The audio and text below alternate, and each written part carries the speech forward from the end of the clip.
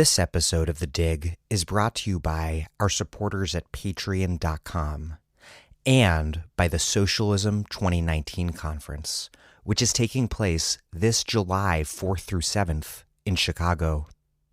Socialism 2019 is the largest socialist conference in North America. Join hundreds of other activists, organizers, and socialists fighting for the Green New Deal and Medicare for All, and organizing their workplaces and social movements. Participate in panels and discussions on Black feminism, radical film, reparations, Palestinian liberation, and the socialist case for open borders. Speakers at Socialism 2019 include Naomi Klein, David Harvey, Astra Taylor, Amy Goodman, Anand Gopal, Francis Fox Piven, me, Dan Denver, and many more. Teacher strike leaders from the past year will come together at the conference with other teachers and union organizers to share experiences, inspire, and strategize. Socialism 2019 conference is organized by Haymarket Books and Jacobin and is endorsed by the Democratic Socialists of America. Visit socialismconference.org to register today. That's socialismconference.org. And make sure to register before May 31st for the early bird discount rate.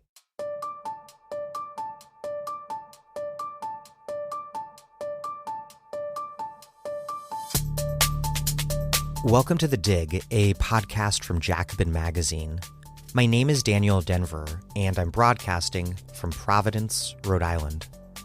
This is the second and final installment in our series on slavery and capitalism, which was recorded live at the Dig's recent Slavery's Hinterlands symposium. Last episode, we heard about indigenous enslavement from Linford Fisher, slavery in the North from Christy Clark Pujara and Joanne Mellish, and sexual labor under slavery from Emily Owens. Today, we're starting off with an interview with historian Seth Rockman on the big picture of how slavery and capitalism shaped the entirety of the United States as we have come to know it.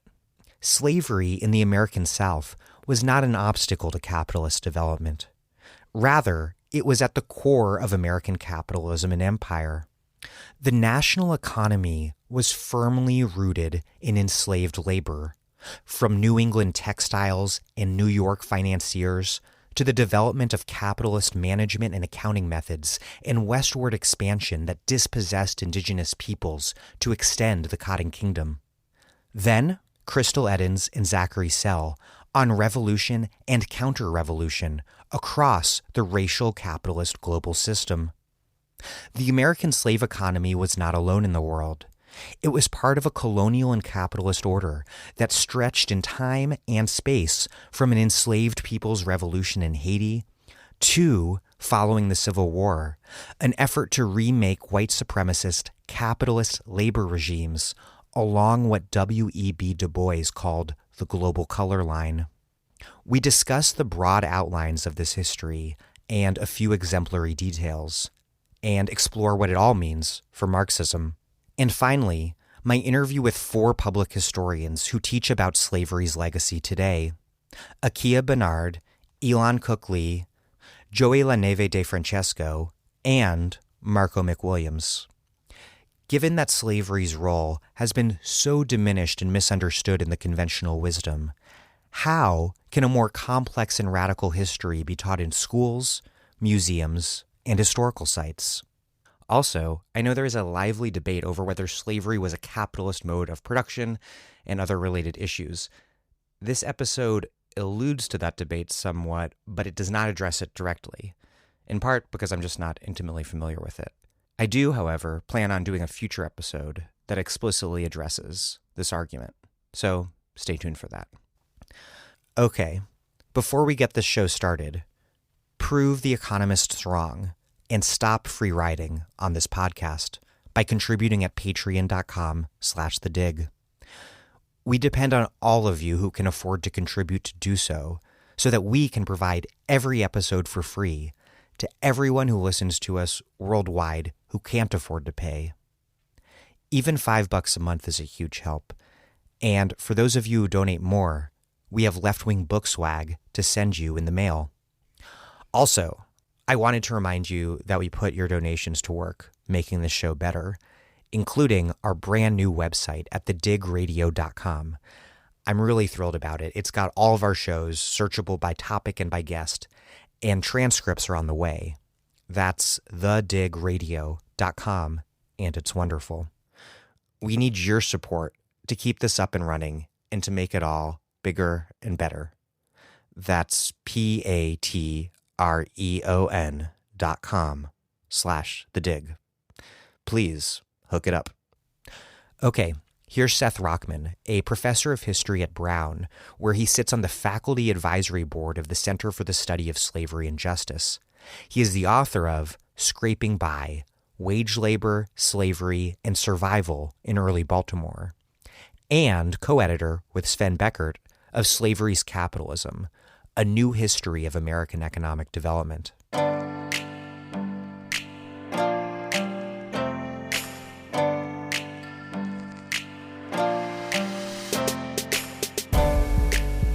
Seth Rockman, welcome to The Dig. Thank you so much.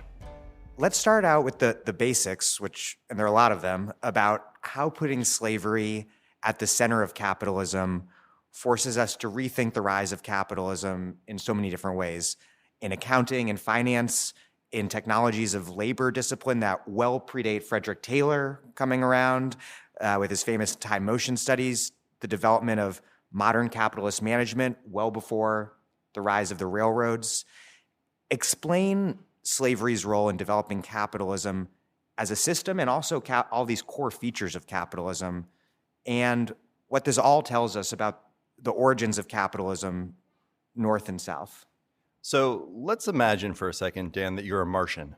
I've had that thought. And you're actually a time-traveling Martian who takes your spaceship over North America around 1835. And from the altitude as you hover over the landscape, you're trying to observe what's happening. And you look down and you say, wow, there sure are a lot of rich people over there, and you're looking at the lower Mississippi Valley. You might say, I'm really curious as a Martian, where are the most advanced sectors of technology in this society? Where are they using the most steam engines, which is this new thing that's come online? And you might say, oh, also really concentrated in the lower Mississippi Valley, whether in the steamships along the docks of the Mississippi or in the sugar plantations throughout Louisiana. Maybe you're wondering where are the places where people are most aggressively using credit to pursue economic opportunities. Guess where you're looking. We can go down this list, right? Whether we're talking about the parts of North America that are most deeply embedded in global economic exchange, whether we're talking about the places with the largest units of production and using the most advanced kinds of management that we associate with modernity, bells, clocks, account books. If we're looking sort of for where agronomy and science are being deployed to achieve greater productivity for greater profit, if we're looking for where the law is doing the most aggressive work to privilege property rights over natural rights, if we're looking for the places where commodification is taken to its full conclusion, you might stop to ponder the place where human beings are commodities. Right, so if you put all that stuff together as a Martian, right, with no preconceived notions, no investments in modes of production, just seeing what's happening, you're going to look and say, whatever's happening in those parts of the United States that are mobilizing enslaved people to produce cotton for the global market, there's something pretty remarkable happening there. And I think the attention that scholars recently have brought to this has tried to be with these kind of new Martian eyes. Right, not bringing a preconceived notion of what's supposed to be there, but basically trying to say, let's make some observations about what's going on. And when we see what's going on, let's talk about what's going on. And to that extent, if all of the things that we're seeing actually tie to this thing that we think we know called capitalism, then it naturally forces us to reconceptualize what we mean by capitalism. So when one looks at this history with Martian eyes, it seems fairly obvious that slavery is at the center of capitalism's development, but that was long ignored by many scholars and just in the conventional wisdom of society. Though not, it should be emphasized by many Black thinkers like Eric Williams, who argued just this in his 1944 book, Capitalism and Slavery. Why was slavery's central role in capitalism mystified from I suppose, the defeat of Reconstruction through the end of the Cold War, more or less? And then the related question, why is it that slavery's capitalism has in recent years been taken up anew? Yeah, no, these are great questions. North wins the Civil War and gets to write its version of what happened matters a great deal. And it's very easy to tell a story of a righteous society defeating a barbaric society, and that allowed That's what I learned in school, if I recall. That's right. So that allows a narrative that makes this an ideological struggle between different social orders, with one triumphing over the other, and that very much moves us, through the 19th into the 20th century. Obviously, the exclusion of a robust Black intellectual tradition from mainstream discussions of American history, both within the academy and within the broader white-dominated culture, kept many of the insights about slavery's centrality to American economic development, hidden from view, and I think purposely so from dominant society.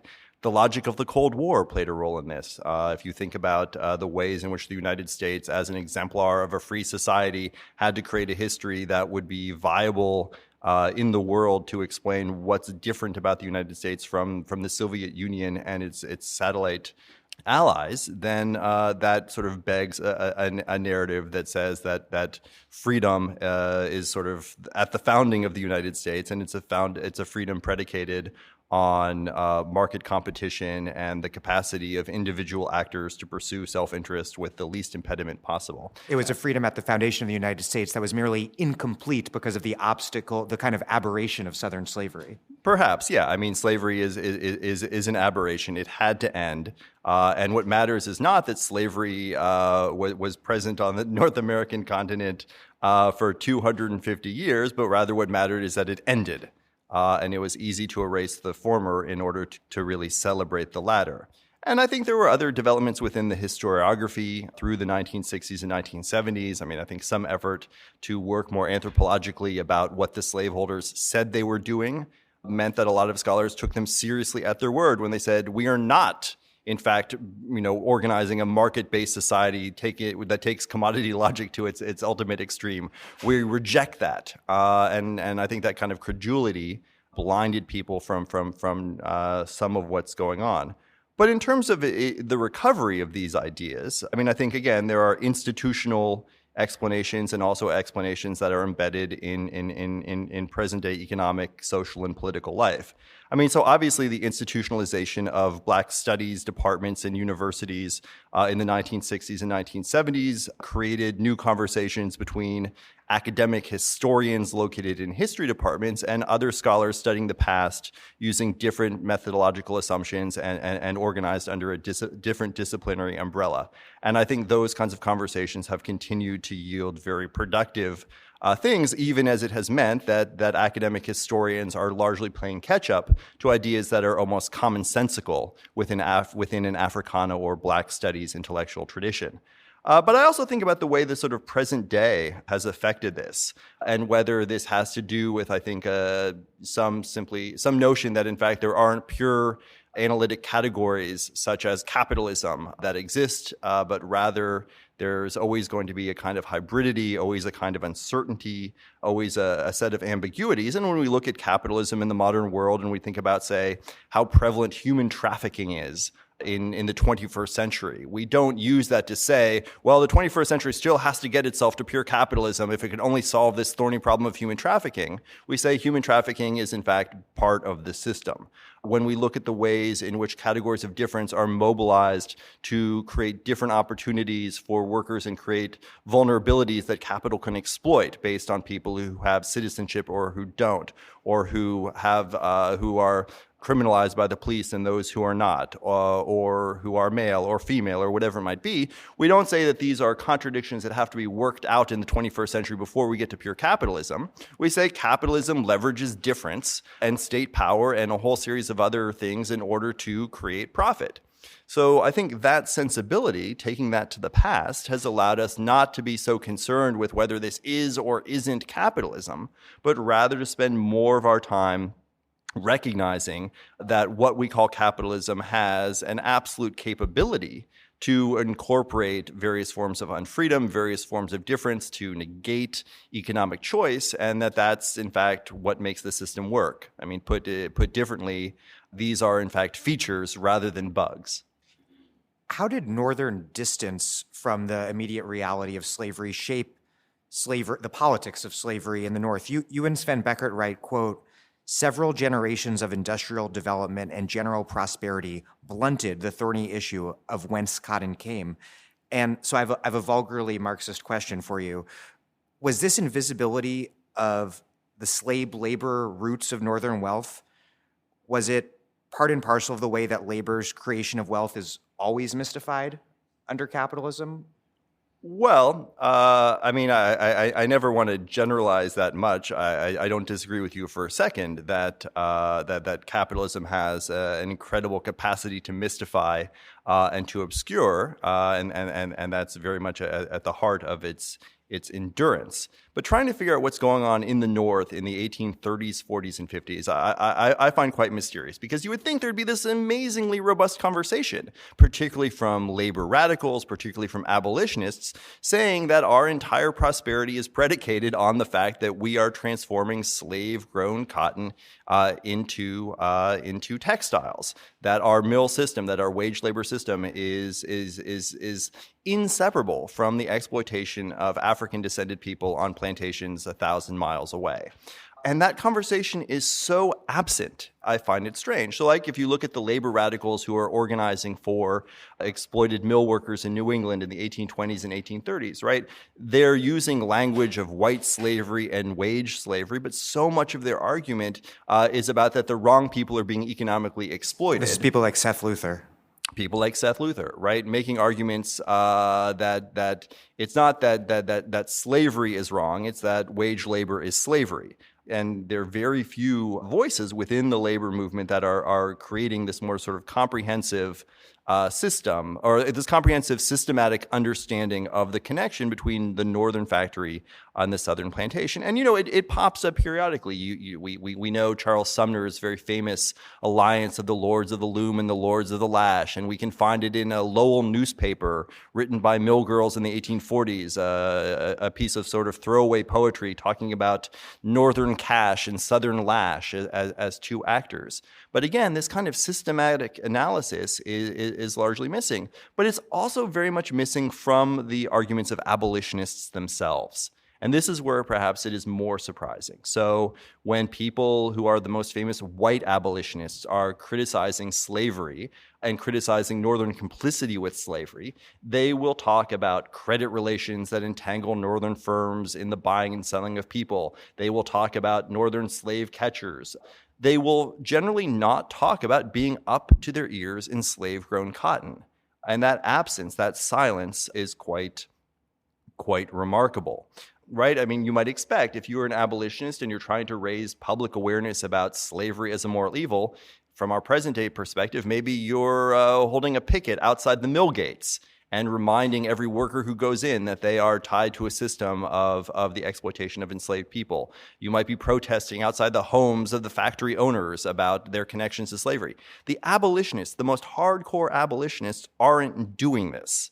And I find that very strange. Now, there is a subset of Quaker abolition that focuses on free produce, where people say we won't wear cotton that we can't prove has been sourced to free labor farms. We won't sweeten anything with sugar that we can't prove wasn't grown by wage-earning laborers. But other abolitionists basically sort of say this is all moral posturing. I mean, William Lloyd Garrison in particular has no use for this.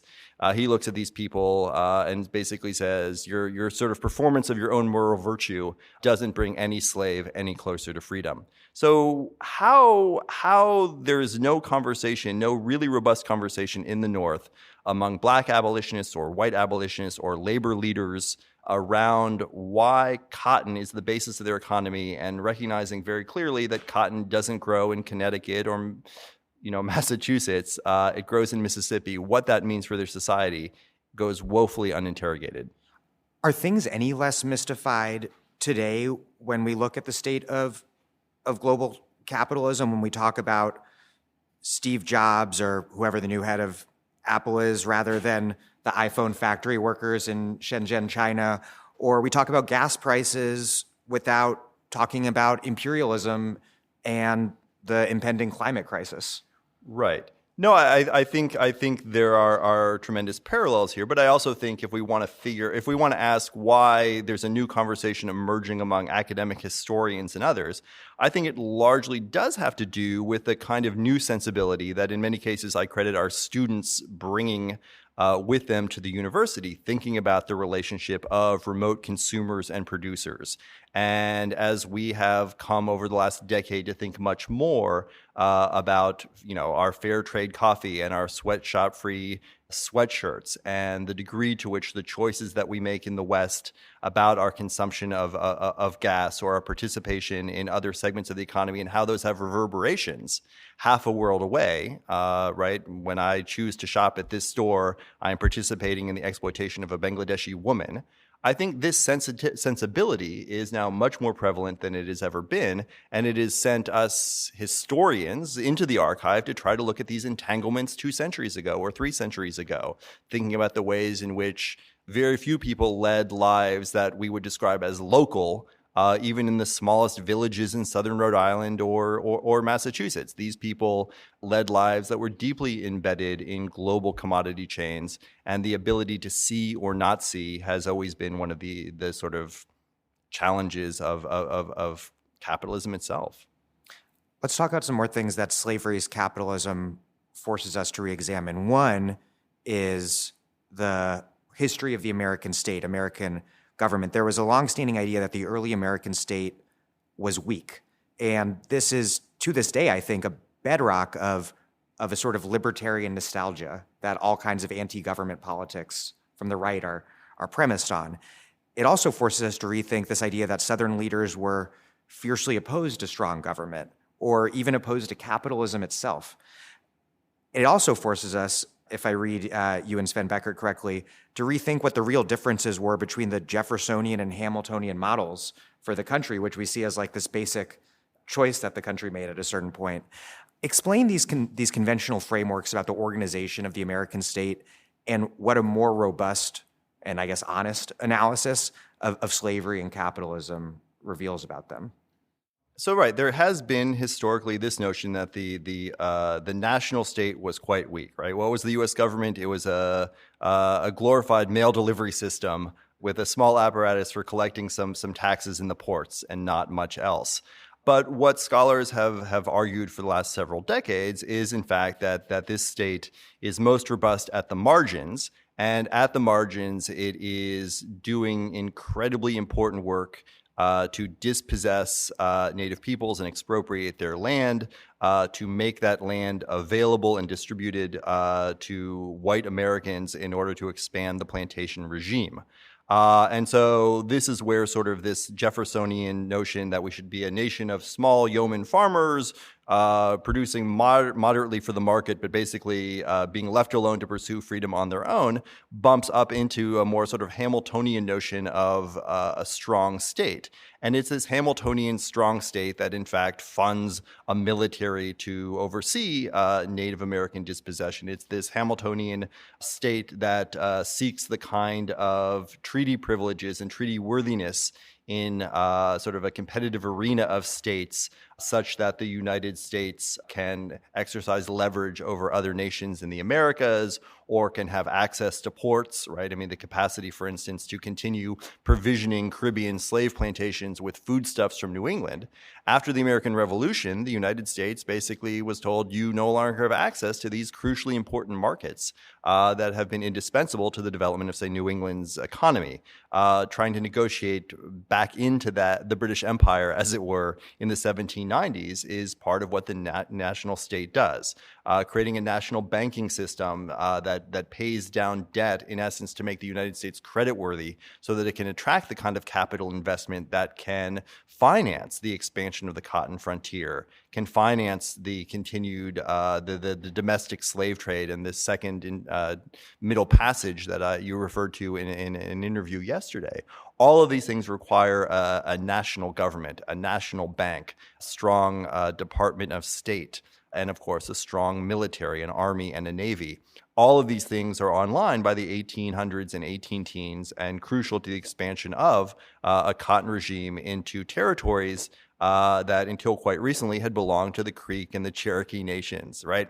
All that discussion of the Old South is in fact truly a misnomer, because the places that we call the Old South, in fact, are quite new. There's some amazing statistic, right, that something like by 1860, half of the enslaved people in the United States are working on lands that at the time of the Revolution had belonged to other nations, whether Spain, whether France, whether the Creeks, the Cherokees, the Choctaws, whoever it might be. And that process of massive expropriation of Indian land and a treaty power to buy land from the French in particular ultimately opens up the space that will put cotton at the center of the national economy. And it drives the opening of that space as well, right? The Creek and Choctaws were dispossessed in part because slave-grown cotton was more profitable, and thus there was more desire to steal their land. Yeah, I mean, certainly the process of Indian removal in Georgia is mobilized by the fact that, in fact, the Cherokee people have proven themselves quite adept at growing cotton on that land. And the degree to which then white settlers seek to take over that opportunity ultimately, yes, pushes the national government to catch up with the state of Georgia in pushing people off of that land. And then to tie it all back together, then enslaved people are used to clear that land and then work that land to grow cotton. Absolutely. And there's so many other ways that one thinks through these again, maybe entanglements is the word that we would use.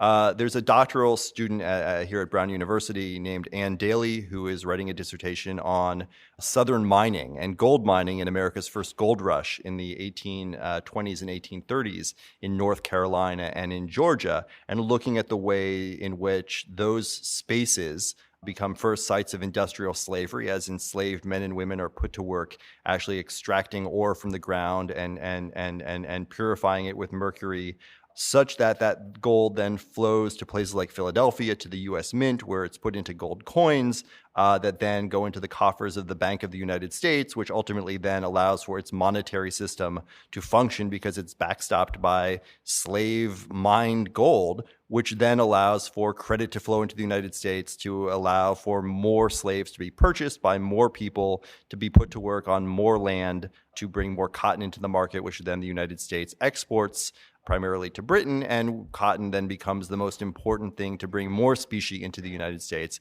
since it truly is the only export commodity that the United States produces that has any kind of value overseas. Another question about the state. You write that the limestone South and the Midwest weren't so different in terms of being conducive to slave-powered plantation agriculture in terms of the climate or the soil or sort of like quote-unquote natural reasons. And so the answer to the question of why Kentucky had slavery but Ohio didn't requires us to look to politics. Explain those politics and how we should think of the relationship between the politics and the economics of slavery. Let me clarify first that the particular argument that you refer to is in one of the essays in Slavery's Capitalism. And you're writing an introduction to that, and so summarizing it. Yes. So my colleague, John Majewski, who's an economic historian at UC Santa Barbara, studied a series of variables that might help us distinguish why Kentucky has slavery and Ohio doesn't, if in fact they may have very, very similar kind of terrain capacity to sustain slave agriculture and so forth. And his argument is very much that it is about political choice. It is about the ways in which legal regimes are established to determine what is and isn't permissible within the marketplace. And I think this is crucial for our understanding of why slavery takes hold in some parts of the United States and ultimately is eliminated from other parts of the United States. It's not that there's any kind of natural relationship between a cotton production sector for an export market and the utilization of enslaved labor. I mean, we certainly know from after the Civil War that the United States is still capable of being a massive cotton exporter without, in fact, a reliance upon legally enslaved people. Yet at the same time, right, this argument that what matters is basically the institutional regime, the relationship of informal sort of cultural mores and formal legal institutions ultimately determines where slavery will and will not flourish, I think is crucial then for thinking about, for instance, the Civil War. And it doesn't mean, in my opinion, right, it isn't the case that the Civil War is the inevitable outcome of a clash of civilizations, nor that it is the inevitable product of two incompatible modes of production, but rather the institutional arrangements that flourish on one side of a line and that are absent from another side of the line create space that politicians can then mobilize for political ends. And that largely helps explain why, for instance, after Abraham Lincoln was elected in the presidential election of 1860, Southern states chose to secede. Right? I'm much more comfortable giving an explanation for the Civil War that says, why does the Civil War happen? Well, it happened because a group of Southern politicians decided to secede, rather than to say it happened because slavery and capitalism are inevitably and inherently at odds with one another, and the two cannot coexist within the same boundaries and so forth.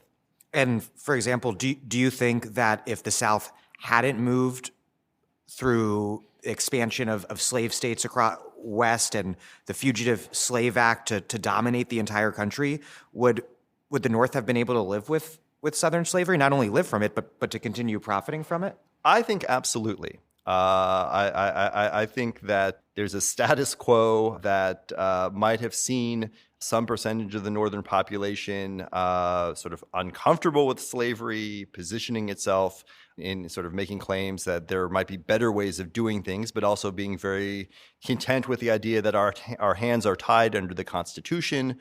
We lack the power to, in fact, prohibit slavery from the places where it already exists, and that we'll continue to get the cotton from the South and we won't think too much of it.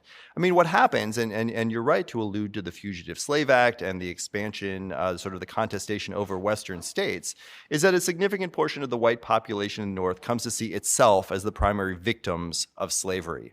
Which seems utterly perverse, but this is sort of a white victimization argument that we see replicated again and again through history. Right. So who are the victims of slavery? Not the enslaved. The victims of slavery are white people in the North who are seeing their speech rights impeded by having the mail censored, or who are seeing their economic prospects limited because some small percentage of them who might ever, in fact, consider moving to land in Nebraska or Kansas are now having to compete with slaveholders for that territory, or that they are victimized because if an enslaved person does happen to run away to the North, then they will have to get their hands dirty under the Fugitive Slave Act to help recapture that person. But a critique of slavery as not being optimal, not being ideal, does not translate in any way whatsoever to a notion that slavery should be ended at once through immediate emancipation, or that formerly enslaved people should be incorporated into the nation on an equal citizenship basis. And so I think it's always crucially important to draw this distinction between a North that has some set of anti-slavery commitments, and I think this is quite real by the 1850s, by anti-slavery meaning it's not preferable, but not a North that is in any way abolitionized. At the time that Abraham Lincoln is elected in 1860, right, 2 of every 5 voters are voting for his opponent, Stephen Douglas. I think that's quite significant in an explicitly pro-slavery platform. And the 60% of the people who've rallied around the Republican Party in 1860 are rallying around a claim that basically says the federal government can't touch slavery where it already exists. It can limit slavery from expanding to places that are still under territorial status, But by and large, this is about all we're going to do about the issue of slavery. And moving black people out of the country via colonization was a mainstream anti-slavery opinion. That's right. Things that to us seem utterly incompatible, such as the compulsory exile of former slaves, are completely consistent within a dominant white northern anti-slavery standpoint.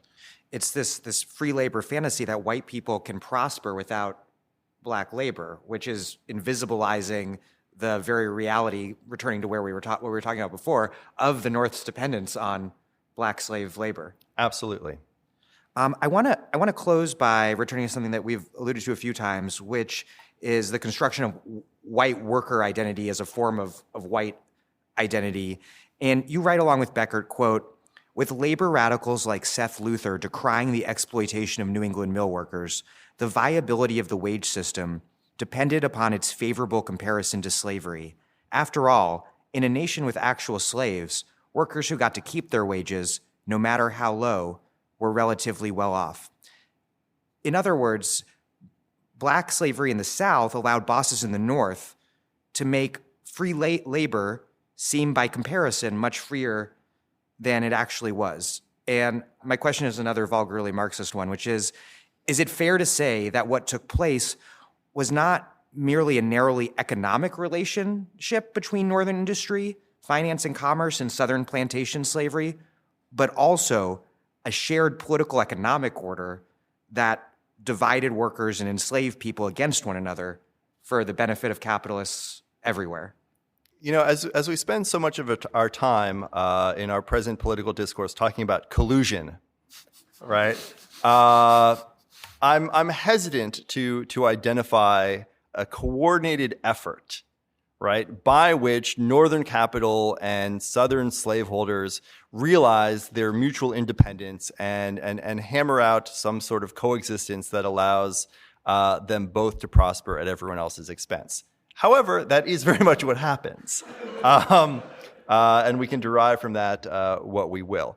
But you're absolutely right to think about the kind of work that slavery does to legitimate wage labor capitalism in the United States. And this is where I think comparative analysis to European nations that also are undergoing transitions to industrialization in the 19th century and which see massive labor mobilization, massive uprisings that border on revolutions, right? And ultimately the rise of labor parties, which we never see in the United States. Rise of labor parties as well, all of which, right, call into question the self-evident logic that you can exchange a quantum of your time at work for a quantum of money.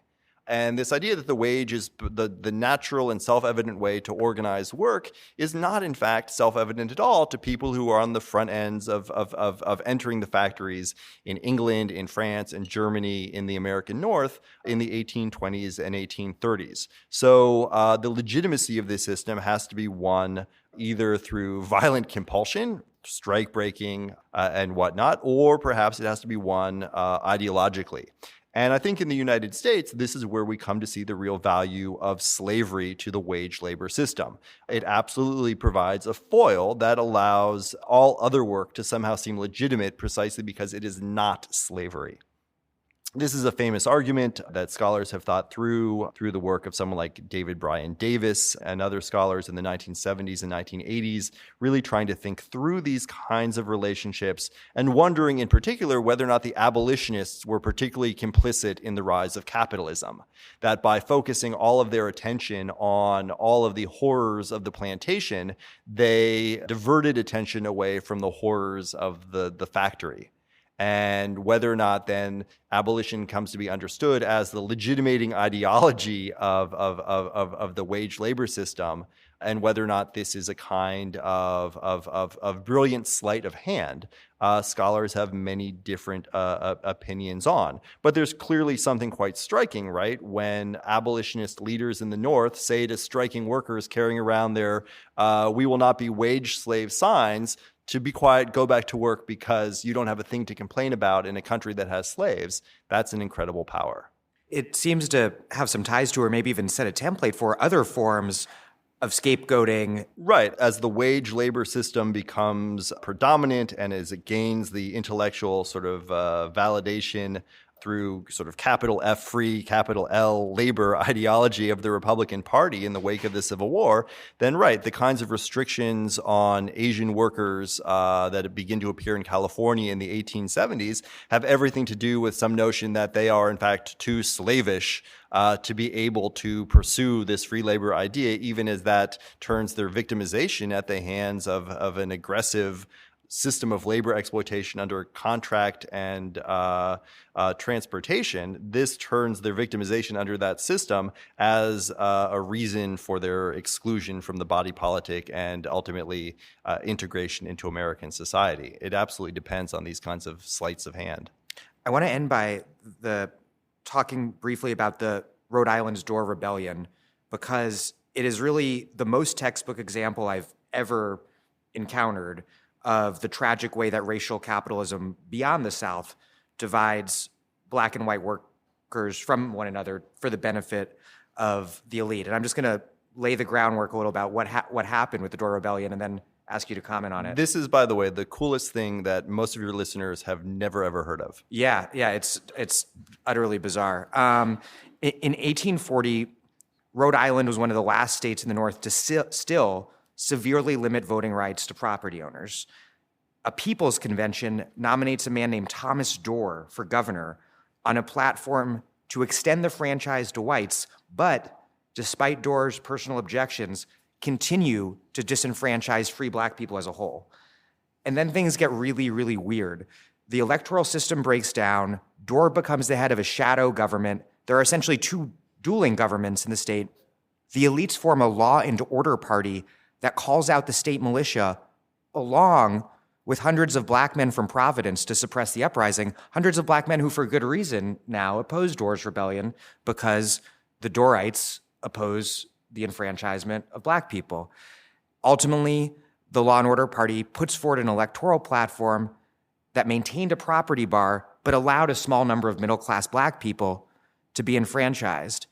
The upshot, you write, was, quote, "The alliances formed in the heat of the Dorr War estranged logical anti-slavery constituencies from one another, allying free people of color with the wealthiest and least democratic elements of the state under the banner of the Whig Party, and at the same time fostering lasting hostility toward black people among the largely working-class constituency of the Democratic Party." I guess the way I'm going to turn this into a question is this like a microcosm of everything that has gone wrong in the history of the United States of America? Might just be. It might just be. No, I mean, look, this is always the plight of the historian who looks back on the past and sees these opportunities where we wish things had been otherwise, where we look back and say, here is this moment where if these people could have seen their affiliation with this other group of people, you could have challenged dominant modes of thinking, of organizing power, and ultimately challenging modes of exploitation that continue to persist into the modern day. Now, obviously, as historians, right, we want to reach back in the past and grab people. Don't you see? Don't you see? And we would, of course, like to have been there at the People's Convention in 1840 or 1841, where Thomas Dorr is basically getting up and giving a speech and saying, "And we will create a constitution that will enfranchise all adult men." And then there's like crickets. And then, of course, the people who put forward ultimately the People's Convention, the People's Constitution, change it such that black men are legally disfranchised. And Dorr's like, come on, guys, don't you see that this is logically inconsistent? Don't you see that we are in fact undermining our claims to doing something truly radical by virtue of this kind of exclusion? And his constituents are like, yeah, we do see that. We're good. And lo and behold, the People's Constitution goes forth with this radical kinds of disfranchisement, which then, yeah, as you described, creates a tremendous opportunity for the existing structures of power, which are organized under the textbook name, the Law and Order Party, to mobilize a black militia company to put down these labor radicals. And we want that solidarity to be there. We desperately want that solidarity to be there and we can't find it. So Because whiteness and the wages thereof get in the way. they get in the way. And we also recognize that African American men are also strategic thinkers and looking to create space for themselves in an exclusionary white supremacist society, and are not acting out of some kind of false consciousness by taking up arms on behalf of the law and order party.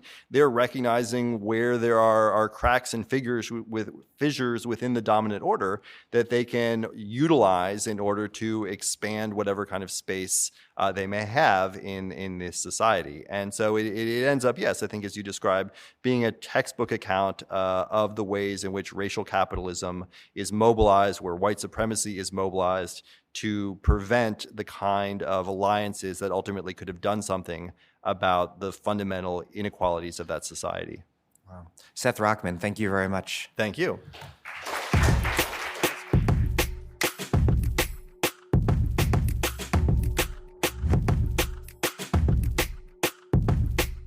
Seth Rockman is a professor of history at Brown, the author of Scraping By, Wage Labor, Slavery, and Survival in Early Baltimore, and co-editor with Sven Beckert of Slavery's Capitalism, A New History of American Economic Development.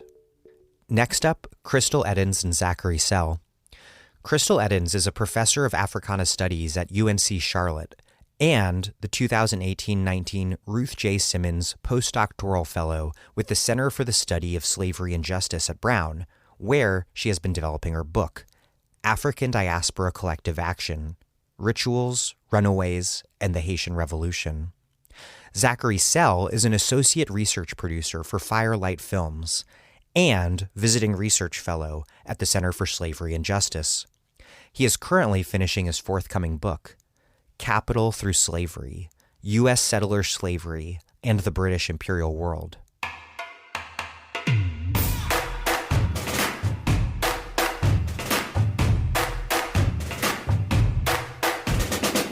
Crystal Eddins and Zach Sell, welcome to The Dig. Thanks. Hi, thanks for having me. How does this inextricably linked history of transnational slavery, capitalism, and empire, and of the resistance mounted by enslaved people and workers of all sorts, how does that all impact general theories of capitalism? For example, since enslaved people both work and are also capital, what does that mean for the Marxist conception of labor and capital? And also, what does that mean for Marx and Marxists' understanding of slavery? Thanks so much for that question. I mean, it's obviously an extremely vast question that many people have different perspectives on. For a while, I've been working on an article called Capital After Racial Slavery, which has really tried to think about the way that Marx has represented slavery in Capital, and not so much just to examine whether or not slavery is capitalist or is not capitalist, which has been often the way that scholars and Marxists have debated this question, but actually the way that Marx himself has deploys ideas and motifs and metaphors of slavery to understand the exploitation of the wage laborer. And so in kind of deploying those motifs, there's often a sense in which, rather than understanding slavery itself as part of capitalism, understanding the experience of enslaved people as constitutive of capitalism and capital, Marx really kind of deploys a metaphor, basically, that is to say that wage laborers are enslaved by capital. So he'll use motifs of runaway slave advertisements, for example. He'll say, just as runaway slave advertisements describe the experience of enslaved people, advertisements that are used in English factories describe the experience of kind of like runaway laborers. There's another instance that's really kind of amazing in its detail and documentation, where Marx describes the entire operation of a slave ship, essentially, and the slave trade. He describes the experience of enslaved people to a certain degree in the hold of a slave ship. And then he says, just as this experience is used to describe the experience of enslaved people, we can look at the experience of factory laborers as enslaved, look at the experience of bakers as enslaved. So he describes the movement of bakers from the countryside into London, working in bakeries, and says this is exactly the same as the experience of enslavement. And in all those motifs, and metaphors basically, the huge problem that emerges is there's not an effort to understand slavery itself as the basis of capitalism. And I think that's a question that people have really raised and tried to think about. I mean, there's ways in which a person might look at other writings of his and see a little bit of a different interpretation, but I think that's a huge kind of like problem and question. I think that when we look at the history of slavery, it really kind of turns Marxist conceptions of capitalism on their head to a certain extent. When we think about the ways that informally enslaved people really are doing the work and the labor that is generating the products, the commodities that are fueling the Industrial Revolution that's happening in places like England, for example, or Northeast North America. And so kind of taking into account that type of labor and the type of production that is happening, as well as the ways that enslaved people were alienated, not just from the value of what they were producing, but from other aspects of their lives in really extreme and inhumane ways, really highlights, I think, the ways that capitalism in and of itself has operated in a much more predatory sense than what we've typically understood from a Marxist perspective. A related question to that is how we should be thinking about the relationship between exploited labor, which is what Marx focuses on a lot and a lot of Marxists focus on, meaning workers whose labor power is exploited by capitalists for surplus value, and then expropriated labor, meaning labor whose value under extreme conditions, and push back on my definitions if I get something wrong, under extreme conditions of domination is stolen outright from workers who are provided with, at best, the bare minimum for what is required for their own social reproduction, meaning the things that they need as humans, as people, who to have the food and the clothing and the shelter required so that they can get up and work in the morning. How does the research that you're doing and that others who are looking at the history of racial capitalism and capitalism slavery, how does that impact how we think about this relationship between exploited and expropriated labor? Looking at colonial Haiti in the 18th century in particular, I think it's such a unique case that is kind of rife with some of the most extreme, again, conditions of enslavement in the Americas. And so not only are we talking about enslaved people's their labor value being outright stolen from them, which I think is a great way to put it, but we're also talking about being alienated from their homelands, being alienated from different types of means of social mobility. We're also seeing a way in which human life is relegated to being really expendable, right? And Black life being expendable in particular. And so, for example, when we look generally at sugar production in the Caribbean and in Haiti in particular, you see that when, for example, sugar prices increased over the course of the 18th century, the quote unquote prices of enslaved people also increased, but at a slower pace, right? So there's a figure that shows that that ratio between the sugar prices and the prices for enslaved people actually figures out to where the actual values of Black life are on the decline during the 18th century. And that's not just an economic statistic. That's something that actually had very real life implications for enslaved people in colonial Haiti, which was at the time one of the deadliest slave colonies in the Americas. So you have anywhere between 5 and 25% of enslaved people who are being brought to that colony dying within a very short period of time. So when we're talking about like this type of expendable labor workforce that are literally being worked to death in many ways, we see that there's somewhat of a correlation, I would say, between that and the ways that, again, capitalist production in that time period and then later continues to exploit Black life in these extreme ways. So the decrease in the value of enslaved people as commodities actually also led to significant deterioration in their conditions of living as humans. Well, I don't know that I would say that it directly led to it, but I definitely think there's an association there, that they reflect one another, right? So when Du Bois is writing his sort of magnificent Black Reconstruction in the 1930s, he's also engaged in a really kind of systematic rereading of Capital. And in that reading of Capital, he's trying to account for what both enslavement, African-American enslavement, and also Black emancipation meant, essentially. And there's a line that I think is incredibly important in his kind of rethinking or thinking about that relationship, which is that no matter how degraded the factory hand might be, he is not real estate. And so Du Bois puts this kind of ownership and real estate and the kind of like commodification of enslaved people at the center of the violence of slavery itself.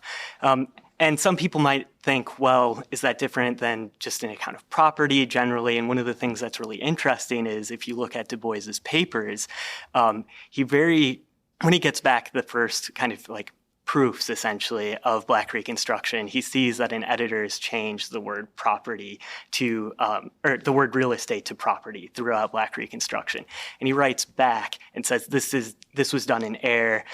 Real estate really should be the term that's used. So he sees this as like foundational, essentially. And I think it's important because slavery and the violence of slavery and the constitutive violence of slavery goes beyond the really brutal exploitation of labor, especially in the context of the United States. The slave trade itself and the interregional slave trade from the upper South to the lower South is of huge significance in the 19th century. Over 1 million people are moved in a relatively short period of time from the upper South to the lower South. A second Middle Passage. Exactly. And so whereas in the account of Haiti or Saint-Domingue that Crystal gave, which is based upon sugar plantations with very high mortality rates, that's not entirely the case in the United States, which makes investment in slave ownership as capital itself extremely significant and creates all sorts of transformations in the operation of slavery. I think it's a good moment to kind of think of a quote from Marx where he says, capital comes into the world dripping head to foot, covered in blood. And Rosa Luxemburg sort of modifies that at one moment and says it advances in the world covered in blood at every step. And I think that this is one moment of that advancement, essentially. You just mentioned Du Bois and Black Reconstruction, and something that I thought we should pause to talk about before we get deeper into this history is how that history has been written. And in a sense, the ideas that we're discussing only complicate the conventional understandings if a number of hugely important Black thinkers and scholars are excluded from the canon. Anna Julia Cooper, the author of the 1925 book Slavery and the French and Haitian Revolutionists, C.L.R. James' 1938 book The Black Jacobins, and of course Du Bois's Black Reconstruction. How have these classic works influenced the study of capitalism and slavery? Where do they part from Marx's analysis? And to what extent have they been historically marginalized in academia? Sure. Well, with regard to Cooper's work and C.L.R. James, I think the ways that their scholarship has really kind of provided the foundation for rethinking the role of Black people in the making of modernity in general, and in particular with regard to the Haitian Revolution and the role of sugar production and the role of Black people, of enslaved people, in providing the wealth that contributes to the French bourgeoisie, right, in the 19th century, that in part helps to make the French Revolution successful. Another significant contribution that these works make is not only dealing with the issue of wealth and capitalism, but also dealing with the ideals of the Enlightenment, right, and the limitations that are placed on the French Revolution in terms of the ideals of freedom and citizenship, and looking at the ways that the Haitian Revolution in particular really kind of forces the French to not just abolish slavery, but to live up to those ideals in ways that they previously would not have because of their commitment to racial slavery as a primary mode of economic enterprise in the Caribbean. So the way that they are using these analyses by kind of really centering enslaved people as the true source of transformational change within the age of revolutions is something that has been at the forefront of a lot of scholarship that people have been doing within Black studies especially, or within kind of more radical histories. So later generations of people like Herbert Aptheker, Cedric Robinson have been kind of really using these scholars to kind of rewrite histories in ways that are kind of reflective of the contributions of enslaved people to the modern era. But unfortunately, I think in the mainstream academic fields, there's still a lot of silences around this scholarship. I think more recently, there's kind of been more of a renaissance around the study of the Haitian Revolution, but this only comes after what Haitian anthropologist Michel Roth-Trio calls this kind of long silence, where for so long there's been these denials that not only have occurred within the social sciences, but within kind of French historical memory itself. And so trying to break through those silences have been kind of the mission of recent generations of scholars. But even still, someone like Anna Julia Cooper, I don't think in comparison to CLR James really gets as much attention. And she's writing 13 years before he does. And I think a lot of people think about bringing in these thinkers and studying these subjects as sort of almost a matter of representational equity. When I was speaking to Christy Clark-Pujara earlier, and she was like, why is this referred to as radical history when this is actually just the honest history? Like, this is what actually happened. Yeah, absolutely. There's a really great quote from CLR James where he's discussing actually Black Reconstruction, and he says, Black Reconstruction is a great book and something really must be done about it. I think that's still the case, where it's like, I mean, certainly people engage with especially the Black Jacobins and with Black Reconstruction quite a lot, but engagement and sometimes like the paradigmatic rethinking that these works kind of require is not exactly the same. Crystal, I want to talk more about the Haitian Revolution. You write that it was a singular rebellion whose causes remain an enigma. And the standard interpretation for a long time was that the ideas from the French Revolution trickled down to enslaved people on the island. But you argue that the presumption should be precisely the opposite. For example, African-born enslaved people on the island possessed knowledge and experience from Africa. They did not come as blank slates to the island. They had both political ideologies and combat knowledge. Many were taken as captives in war. And you found evidence for this in the history of grand marriage or long-term escapes from slavery, which you argue were a collective action precursor to revolt, a dress rehearsal for the revolution of sorts, even if escapees did not think about it in precisely those terms at the time. Explain grand marriage in pre-revolutionary Haiti, how you think about these more everyday forms of resistance and how they fit in to world historical political events like the enslaved people's revolution that shook the whole world when it was triumphant in 1804. So when we're talking about marronage in other languages, or in English, you can say maroons, marronage. In Spanish, there are references to cimarrones, to palenques, and all of these terms kind of come from the Spanish root word cimarron, which was in reference to a wild beast, right? So there's this kind of assumption in the etymology of the term that enslaved people were acting out in ways that were akin to a wild animal, and that their state of being enslaved was supposed to be their natural place. within the European imagination, plantation owners' imagination. So we see the formation of different maroon communities, runaway slave communities.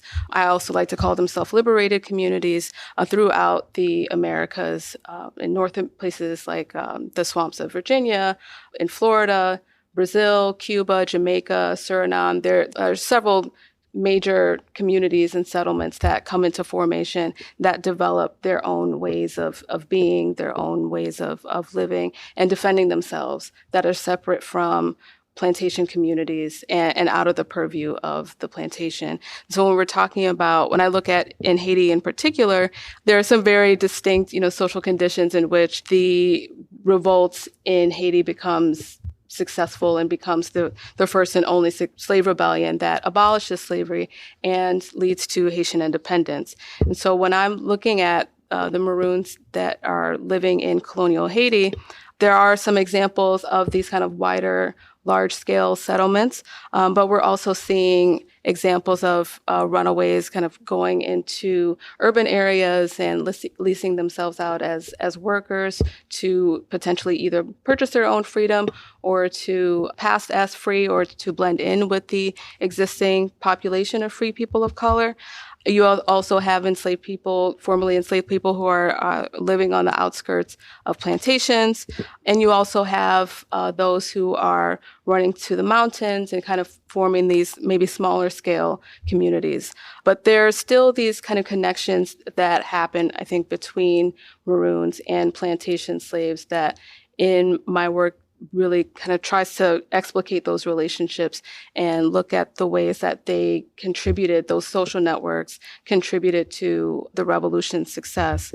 And so there's that connection in a more kind of concrete way in that regard in terms of the participants and maybe just the inspiration that we see of enslaved people kind of knowing about Maroons and being aware that there is a way to live outside of the plantation economy that does not involve, oppression and exploitation on a constant basis. And I think that's also an important part to pay attention to in terms of not just the combat knowledge and political ideologies that enslaved Africans were bringing with them from the continent, but also just ways of life, the conceptions of freedom that, again, kind of go beyond Enlightenment ideals, where we see, again, Maroons kind of participating in ritual activity or sacred activities that are in line with their religions of their homeland. We also see people kind of living and working on their own terms, so creating subsistence farming and tending to their own provisional grounds.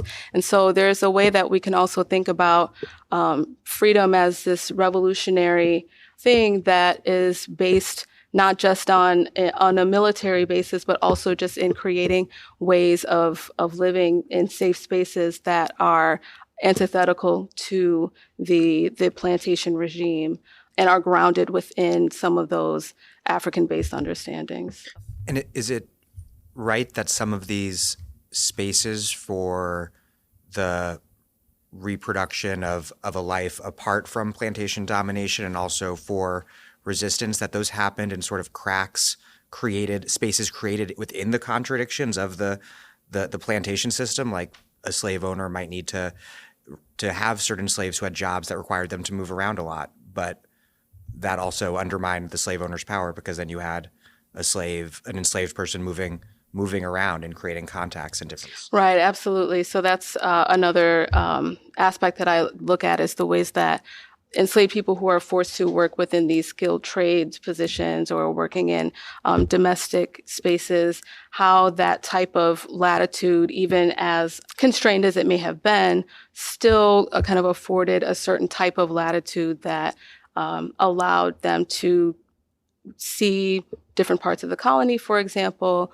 to maybe earn a little bit of money on the side, to purchase their own goods, to trade, and to, again, kind of build these social networks that would later on become very important in the revolution. And so when you see, for example, someone like Toussaint Louverture or Georges Biassou, some of these leaders who kind of emerged in the revolutionary period, several of them had already kind of had a certain amount of privilege within the hierarchy of the enslaved laborers' division of labor.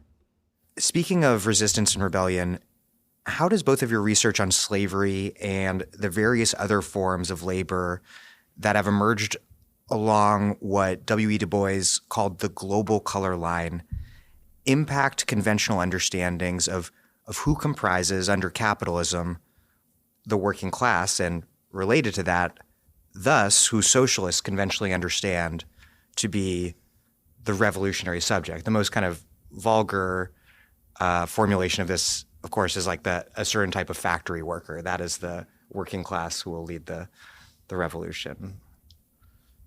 Yeah, absolutely. So, I mean, I've thought and written quite a bit about this. And one of the things that has really often inspired me is doing kind of multi-sided archival research in places that might not seem connected to one another in any meaningful sense at first glance. So, this includes Belize in Central America, India, Australia, and the United States. And so, focusing on the period between the 1830s and the 1870s, you see really connections between U.S. slavery and the British Empire across all of these places in ways that aren't characterized in any way by factory labor, but are characterized by connections through plantations. And I think to make that kind of abstract set of places a little bit concrete, you can look at really the 1860s, the period of the American Civil War, and kind of the unfolding of crisis in global capitalism and plantation transformation. So there's one narrative that has a lot of persuasive power and that I find quite compelling, which is that with the outbreak of the U.S. Civil War, there's kind of a global raw materials crisis. The United States obviously is producing the majority of cotton that's going to factories in both the northeastern United States and also to Britain, especially Manchester and beyond.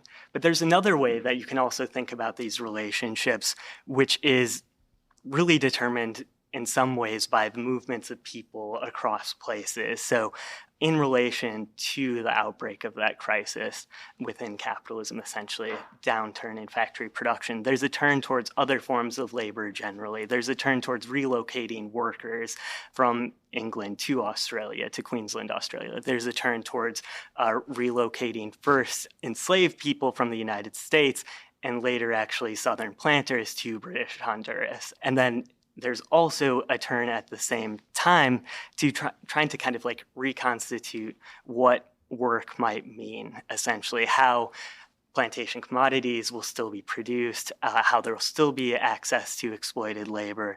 And I think that when you start to trace those concrete connections, the way that work, the way that the exploitation of labor looks is quite different. To draw a little bit on what a connection to India is. So in 1860, in the northwestern provinces, there's the outbreak of a tremendous famine. This is extremely important because the northwestern provinces are actually one of the largest sites for the export of textiles from factories in Britain, from the factories of Lancashire. And so that too has a ripple effect on the way that the economy kind of it's disrupted and unfolds. And so I think when we study the history of slavery, it's important to recognize it has a tremendous and constitutive impact on the economy. But at the same time, other sites across the British Empire are really impacting the way that the economy both enters into crisis and also exits from crisis. And there's this huge conflict that you're researching at the time between what form of labor in the wake of the U.S. Civil War should prevail under capitalism. Free white labor, an idea that's in Australia, and I had no clue about this, very much inspired by U.S. free labor ideology. Black and slave labor is coming to a close, or Indian and Chinese so-called coolie labor. But none of this was a debate over whether white supremacy should be an organizing principle of capitalism. That was a bedrock assumption. Explain a little bit, if the two of you could, to what extent political economic conditions, this is getting right to the core of a classic discussion here, of course. To what extent did political economic conditions create racism? And then to what extent did racism, even if it had been created for economic reasons, then later have an autonomous effect upon political economy? Yeah, so I think to take a concrete example, when crisis breaks out in the 1860s, essentially, there's a debate about what should happen with unemployed factory workers from Lancashire and Manchester. One person named Henry Jordan, who becomes an immigration official for Queensland, Australia, says we should relocate unemployed white workers to Queensland, Australia, to produce cotton. And this will mean that we'll no longer depend in any way upon the labor of people of color, enslaved labor, or so-called coolie or Asian indentured labor. This is a vision about the white supremacist ordering of a settler economy that's based upon the removal of any form of dependence upon enslaved labor or indentured labor. But then, of course, there's another valence that's about reconstructing the exploitation of free Black or formerly enslaved Black labor. And I think often within the economy, we see these valences of trying to structure basically a white supremacist economy that could take very different forms.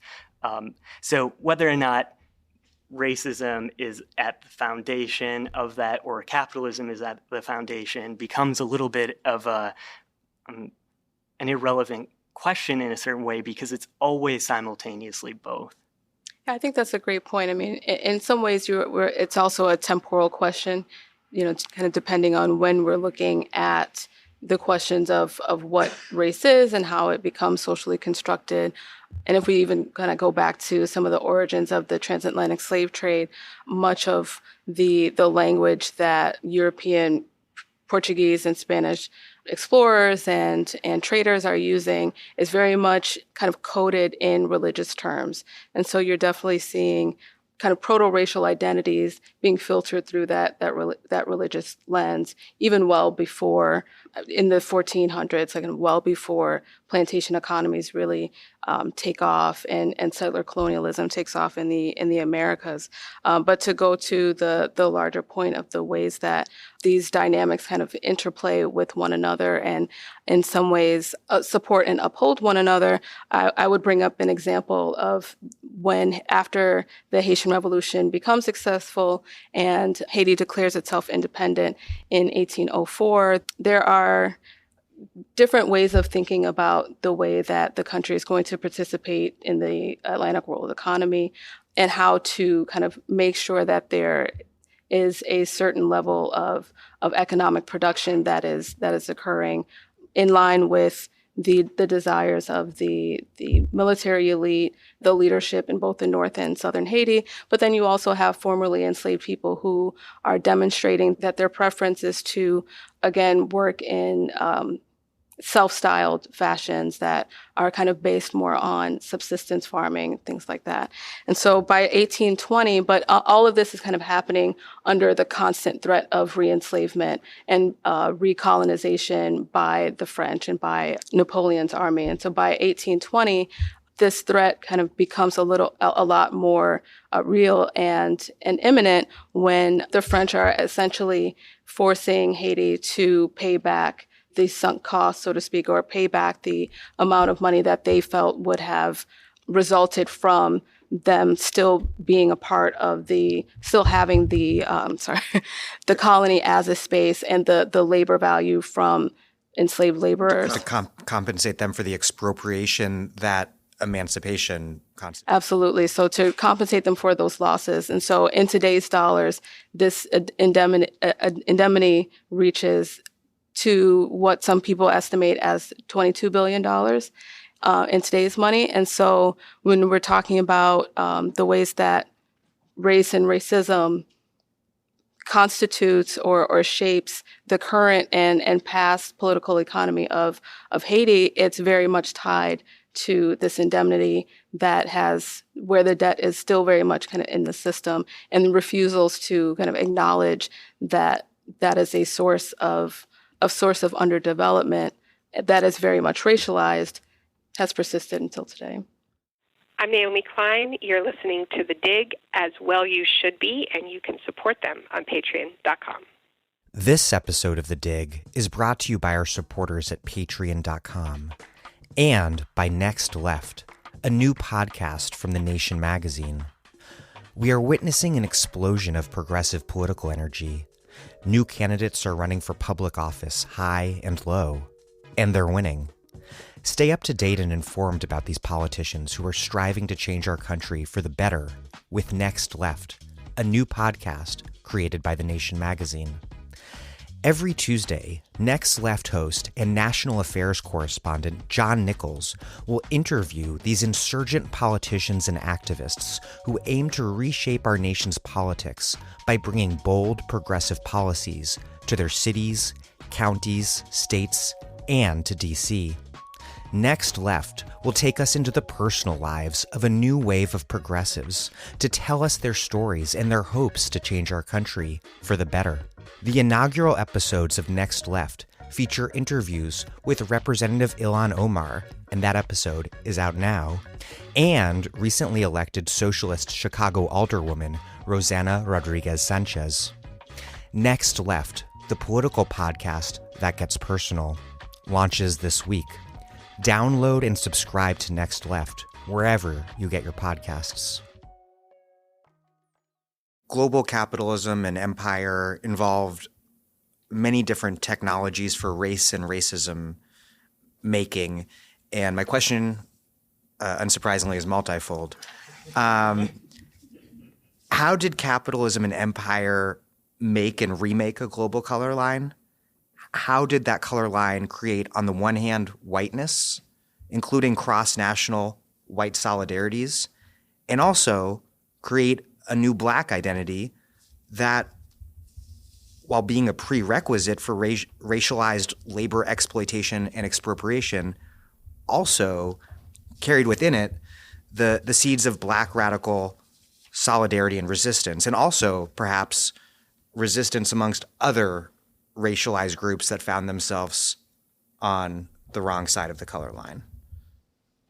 One way that I think I would answer this in looking at the, really like the work that I've done and what emerges from that is that in so many different ways, U.S. slavery set the pace for how whiteness would be articulated and re-articulated, not just within the United States, but beyond as well.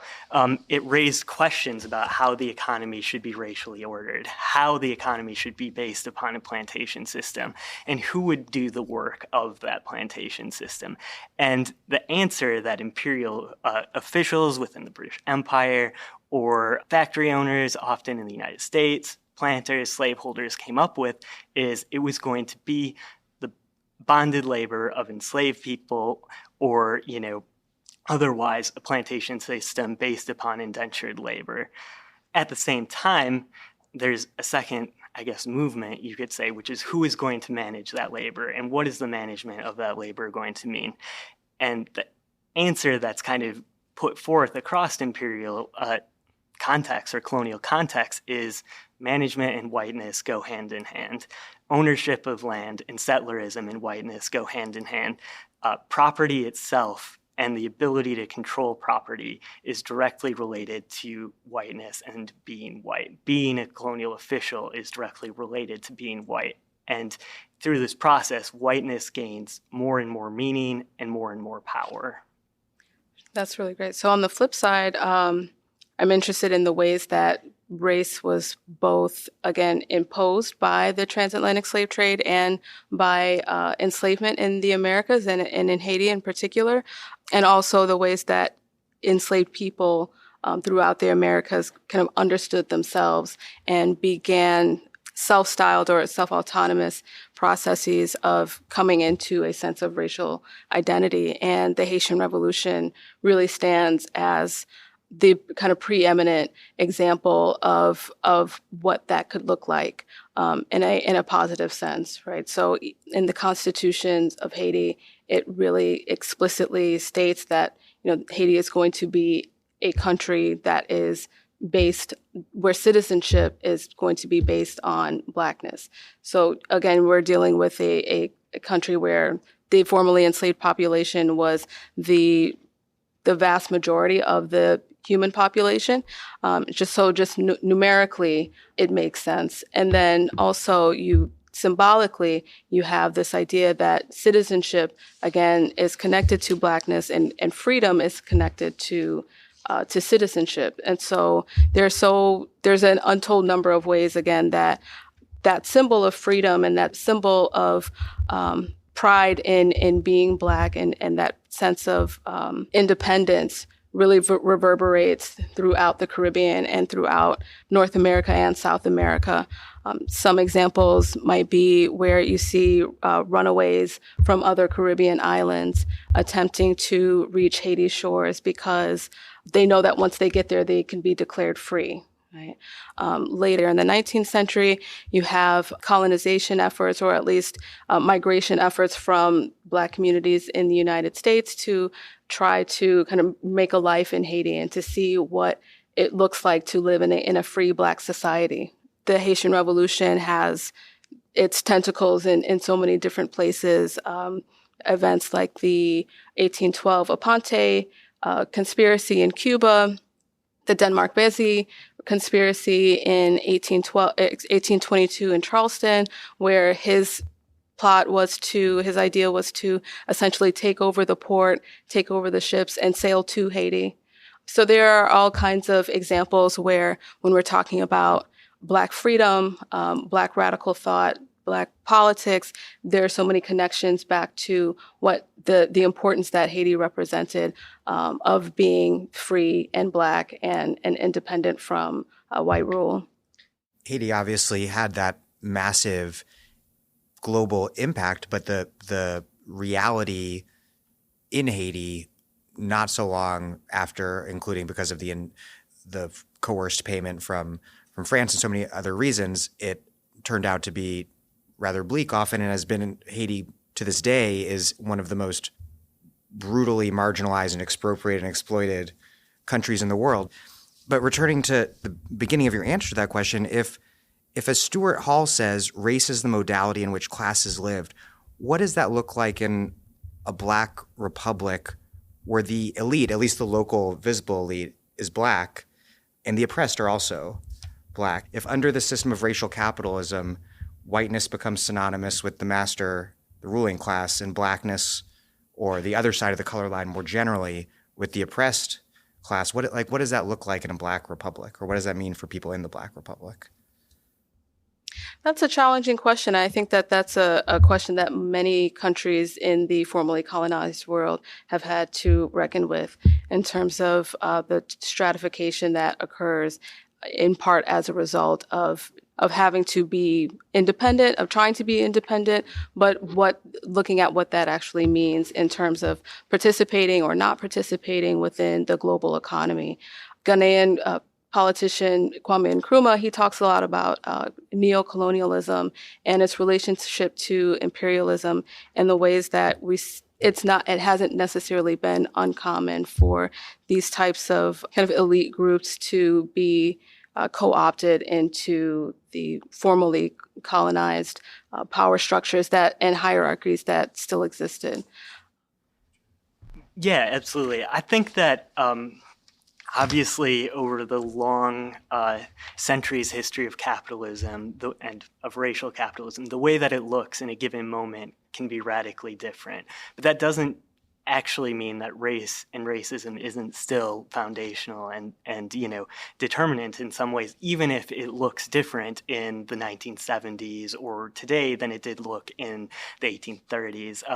And in thinking about this, I often think of Walter Rodney's perspective when he was sort of asked to grapple with the same question essentially. And he has a line that says basically like, it's not that kind of like the old language that's used to discuss the operation of race and racism within colonial society didn't exist and doesn't matter, but it's no longer the same. It's no longer the relevant thing, he says. So basically, he's like, neocolonialism is still characterized by the operation of racial domination, but it's not the same. There can be, a Black elite and still a racist society. And I think that that's a question that continues to characterize, in very different ways. It's a problem to think about in the contemporary period, like how racism continues to operate in ways that's different from, but related to earlier histories, essentially. Yeah, and even when we look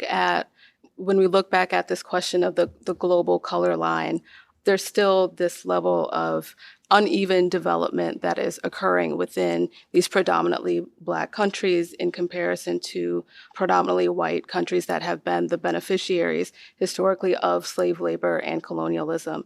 And so even as those micro-level hierarchies occur within the internal dynamics of these countries, there's still, again, these wide disparities that become a lot more apparent and are very clearly racialized when you look at it on a global scale. Yeah. Oh, I would just add, I think that focusing on destroying the relationship between whiteness and capital first seems like the kind of fundamental question, and sometimes other questions can seem secondary to that. The racism of the current order is only hard to see if somehow we're looking at countries like Haiti abstracted from the entire global system. And so I want to ask about how the work that you all are doing forces us to break down certain conventional ways of understanding the world that often studies countries either in isolation or in comparison to one another, and that instead studies various parts of the world in relation to each other. Is it fair to say that in certain corners of academia that this siloed, methodologically nationalist approach still predominates? And if it does, why does it? And what is it that this approach obscures about how the world actually works? Yeah, I mean, I think that this is, again, a very difficult question to really answer. But I think that, one thing that occurs to me is the organization of scholarship in U.S. universities is often related to area studies. And when you look at the history of area studies, it was, actually often it was a U.S. government project in many ways to learn discrete information about many parts of the world to ultimately exert control and influence over them. And that impression from the 20th century still remains and has an influence on the way people conduct their work. We're not in isolation from that reality. But at the same time, I would say there's been really a great shift in the way that people are trying to think about and grapple with questions of social domination in global perspective. And that's, fundamentally important.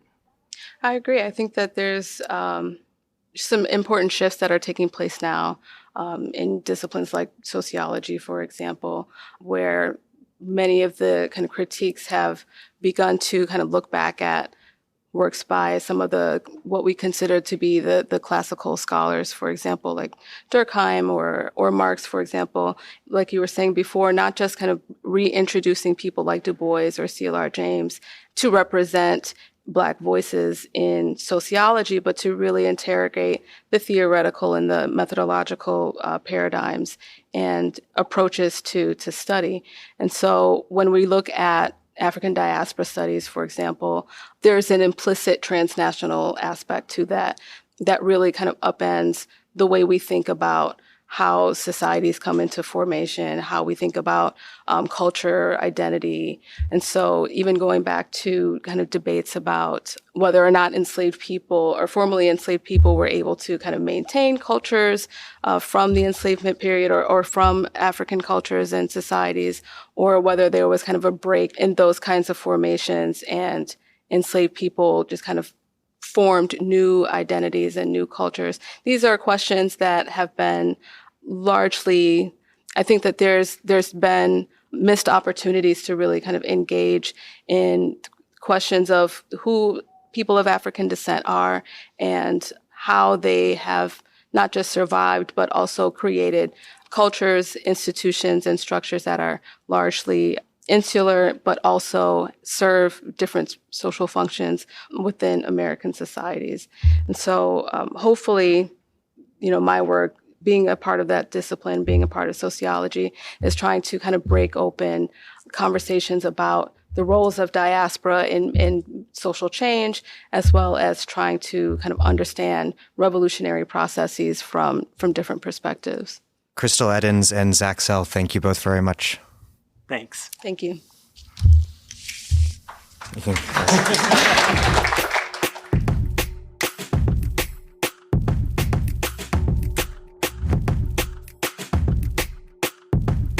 Crystal Eddins is a professor of Africana Studies at UNC Charlotte and a postdoctoral fellow with the Center for the Study of Slavery and Justice, where she has been developing her book, African Diaspora Collective Action: Rituals, Runaways, and the Haitian Revolution.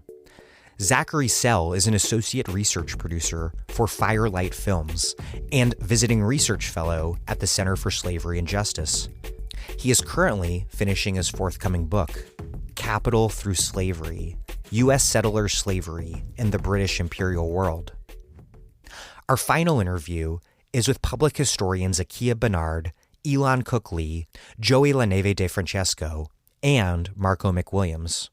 Akeia Benard is the curator of social history at the New Bedford Whaling Museum and has done extensive historical and archaeological research on the free African American community in Newport, Rhode Island during slavery, and anthropological fieldwork in Rastafarian communities in the Caribbean and West Africa. Elon Cook-Lee is the program director and curator for the Center for Reconciliation, a consultant on interpreting slavery and race for historic sites around the country, and she teaches courses on race and public history at the Rhode Island School of Design. You can also find Elon dressed in 18th, 19th century clothing, re-educating the public about the past, or dressed as Erica Killmonger while working to help museums restitute stolen objects. Joey La Neve DeFrancesco is a public historian and musician based in Providence, Rhode Island. He has worked for years as a tour guide and has researched and created radical history programs at the Slater Mill Museum, John Brown House Museum, and elsewhere. He also performs with the political punk band Downtown Boys and the drag act La Neve. Marco McWilliams is a Black Studies scholar, educator, and activist.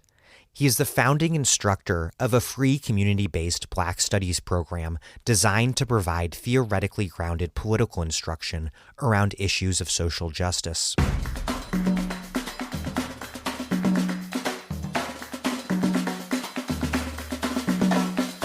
Akeia Benard, Elon Cook-Lee, Joey DeFrancesco, and Marco McWilliams, welcome to The Dig. Thank you. Thank Hi. you. Hey, let's get it. To start off, could each of you explain first what you see to be the core pieces of the conventional wisdom around slavery that you encounter, both among students and people in general? And second, the unconventional wisdom that you think has to be taught instead, and how that can be taught. So for me, the conventional wisdom that I find most problematic when we talk about the history of slavery is that it is a historical circumstance. Akeia Benard. And not a present circumstance. It's something that we've moved beyond. You know, we're still dealing with the legacy of it, but it's no longer an issue in particular for us. And I think I much more prefer the approach that it's a system that still exists. It has changed, it has moved, it has relocated. And also, very important to me, it's a system that we are all very much complicit in. And I think that's a good starting point for talking about the legacy and the history of slavery. Joey La Neve DeFrancesco. Yeah, I guess for the work that I'm doing, the primary issue is that people think it's entirely a Southern sin, a Southern problem, something we've been addressing throughout the symposium over the last few days, specifically working in a museum that's a textile mill.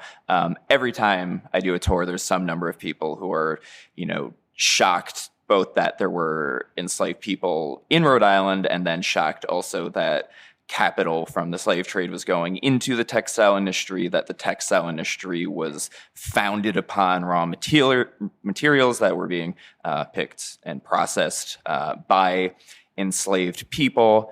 And simply amongst Northerners is still a very popular conception, even amongst this like self-selecting group that would go to one of these tours that I'm putting on.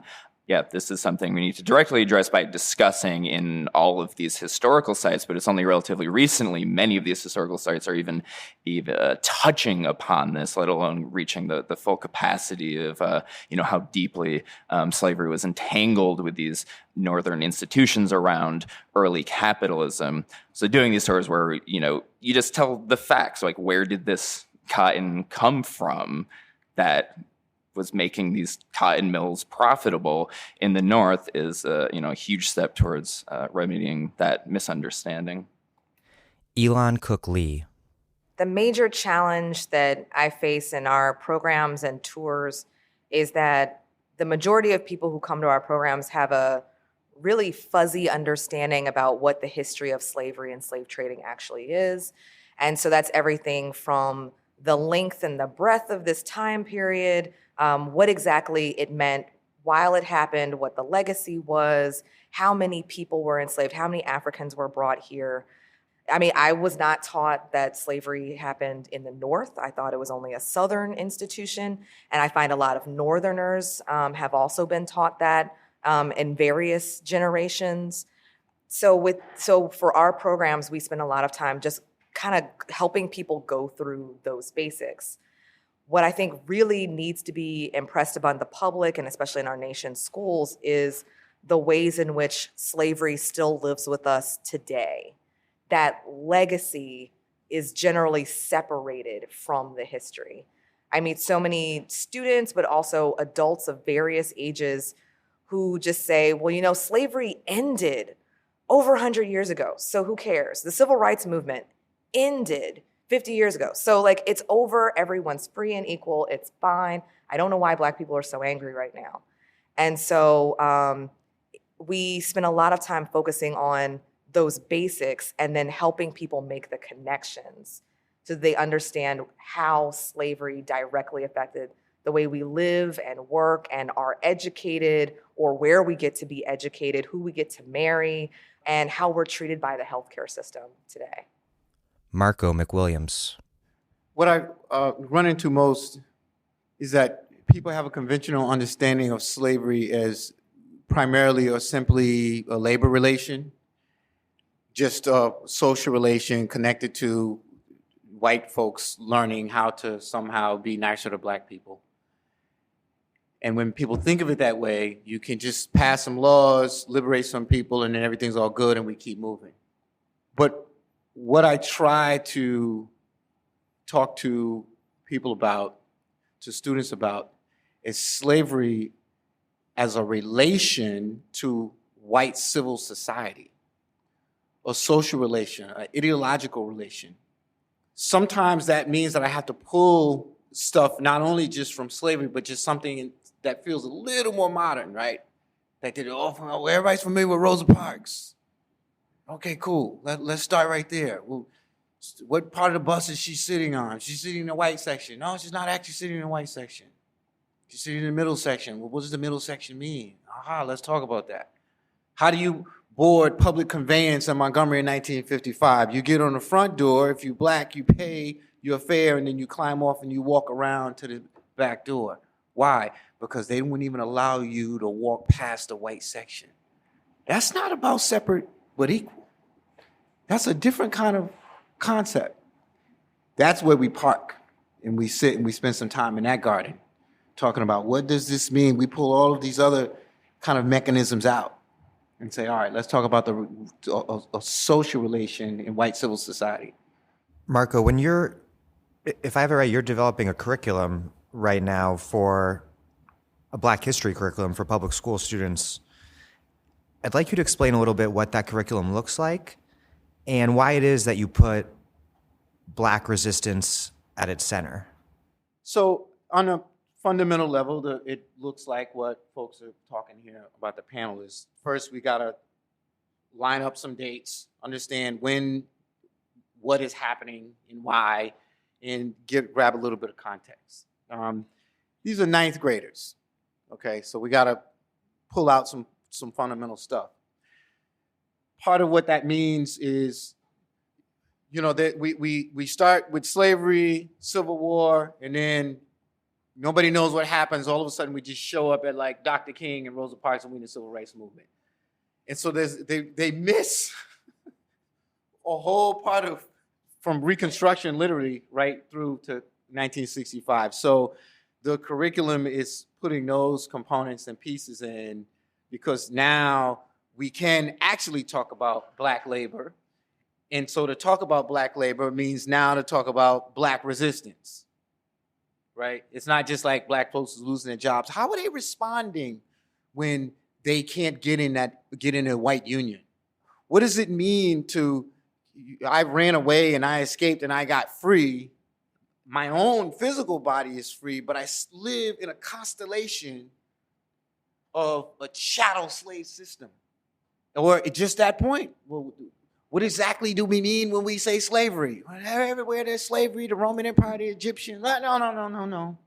American slavery, chattel slavery. Chattel, what is chattel?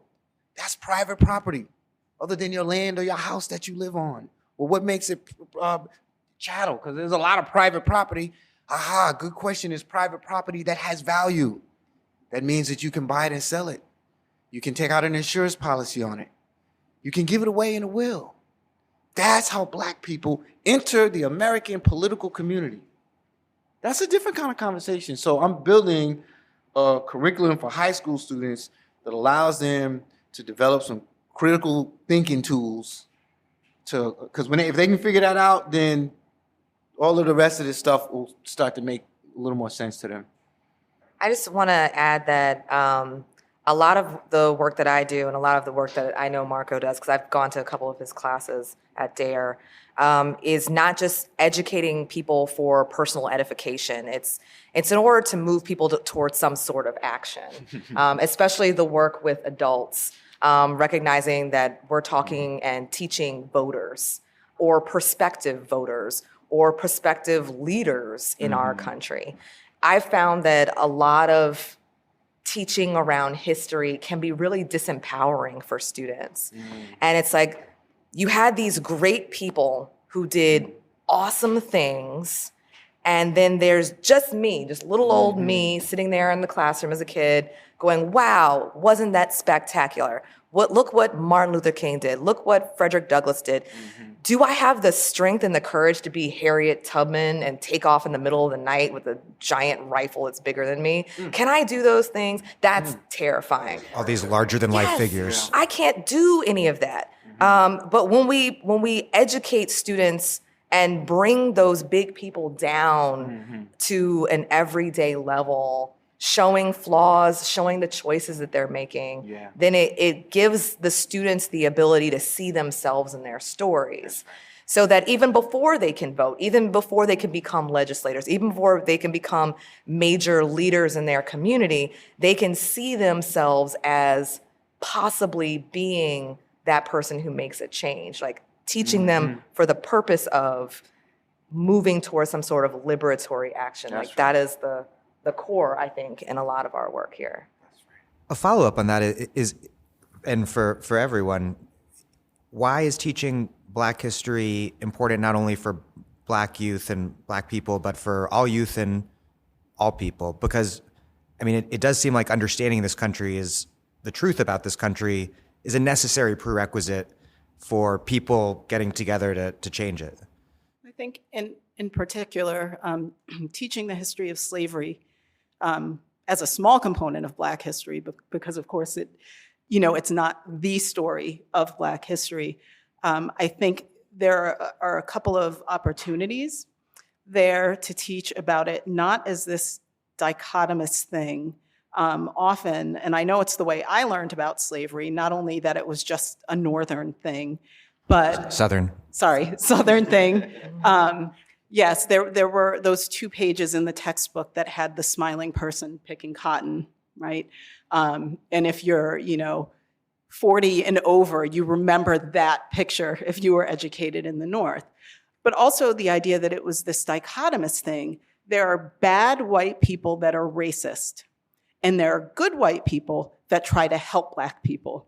And that's pretty much all you learn about this history, when it's so much more muddy and it's so much more complicated and it's so much more entangled than that simple dichotomy.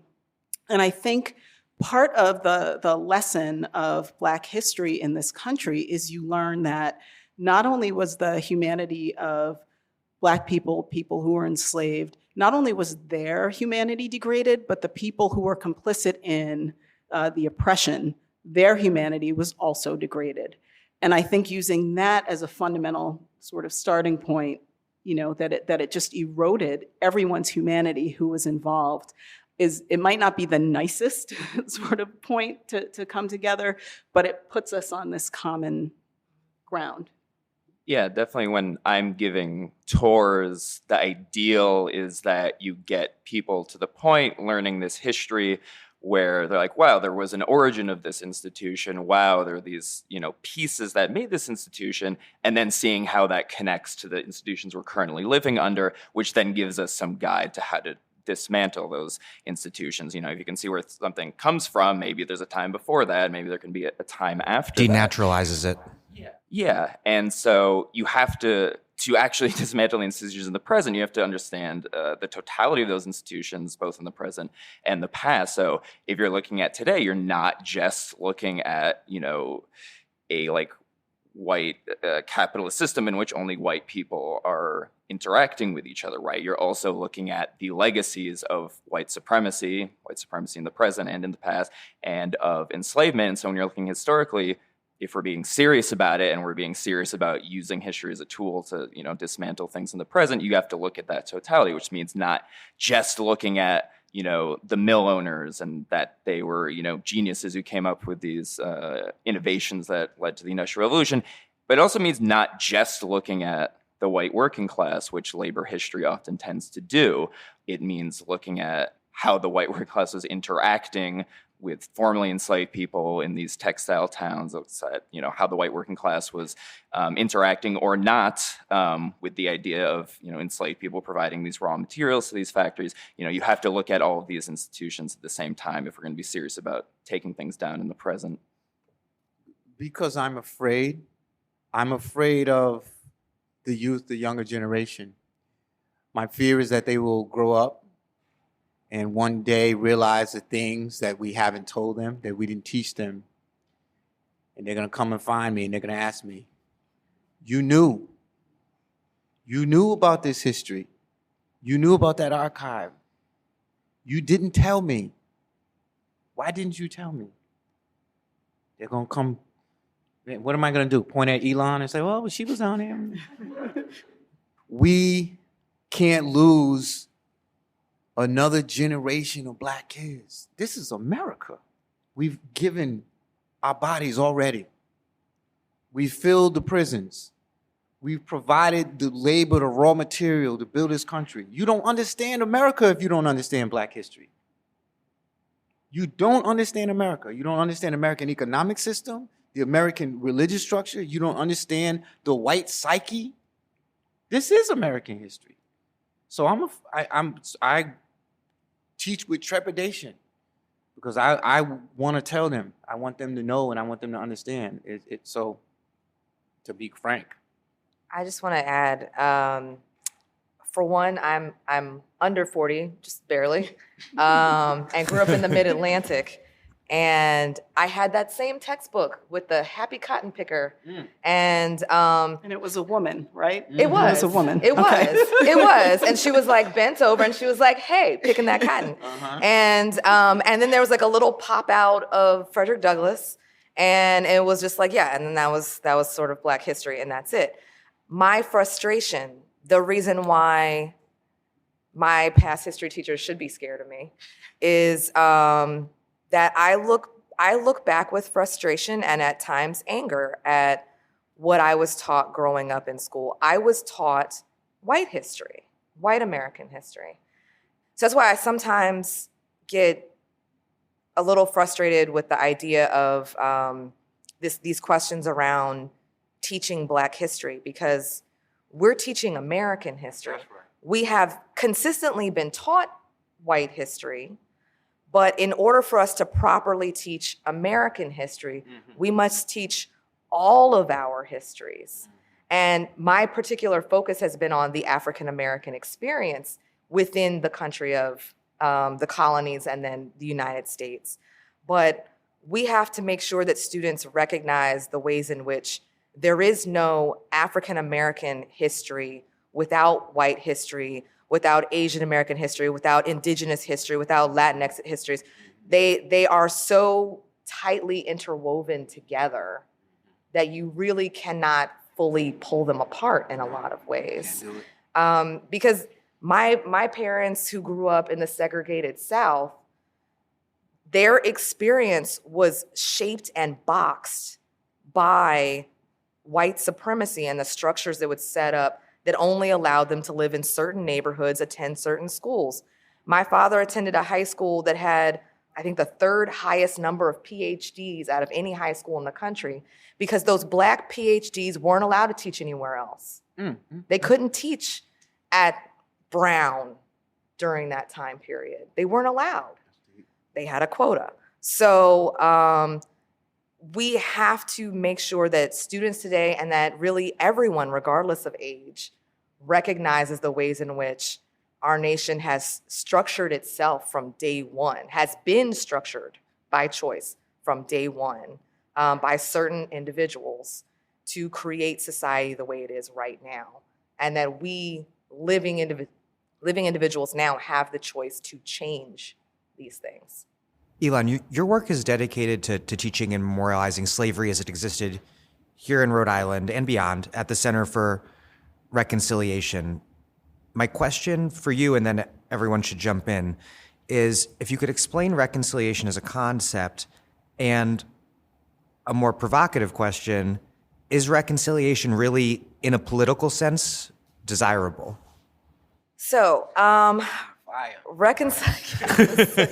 Fire next time? Yes.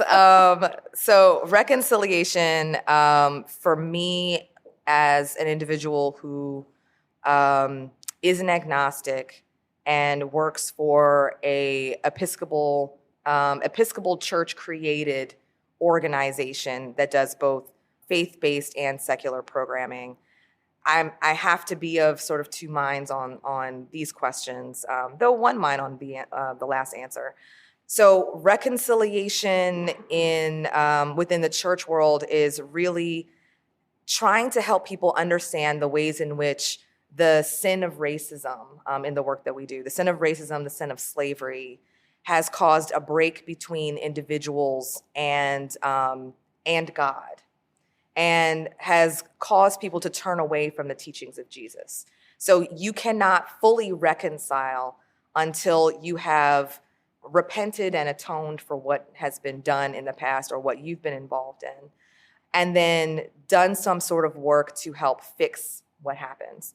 So in a more secular way, I explain it as reconciliation is recognizing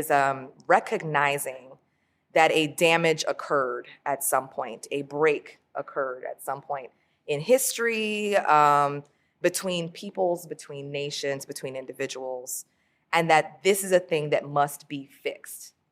And that an apology is excellent, an apology is a very first step, but it can't be the only step.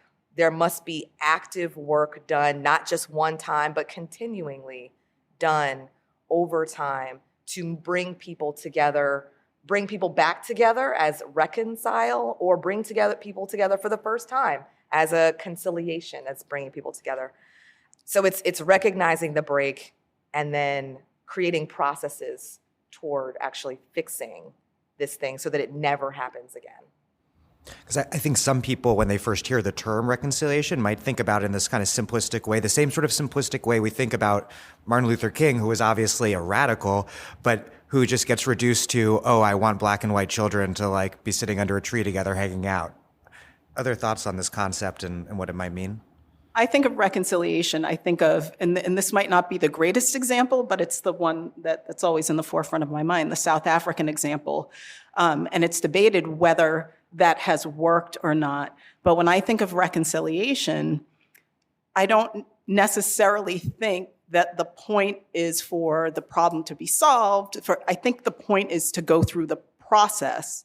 So, and we are so used to in our society pointing fingers and saying, you did something wrong, you should be punished, as opposed to what happened, tell me why you did that, tell me why you felt that way about it, so that we can understand the underlying issue so that it never happens again.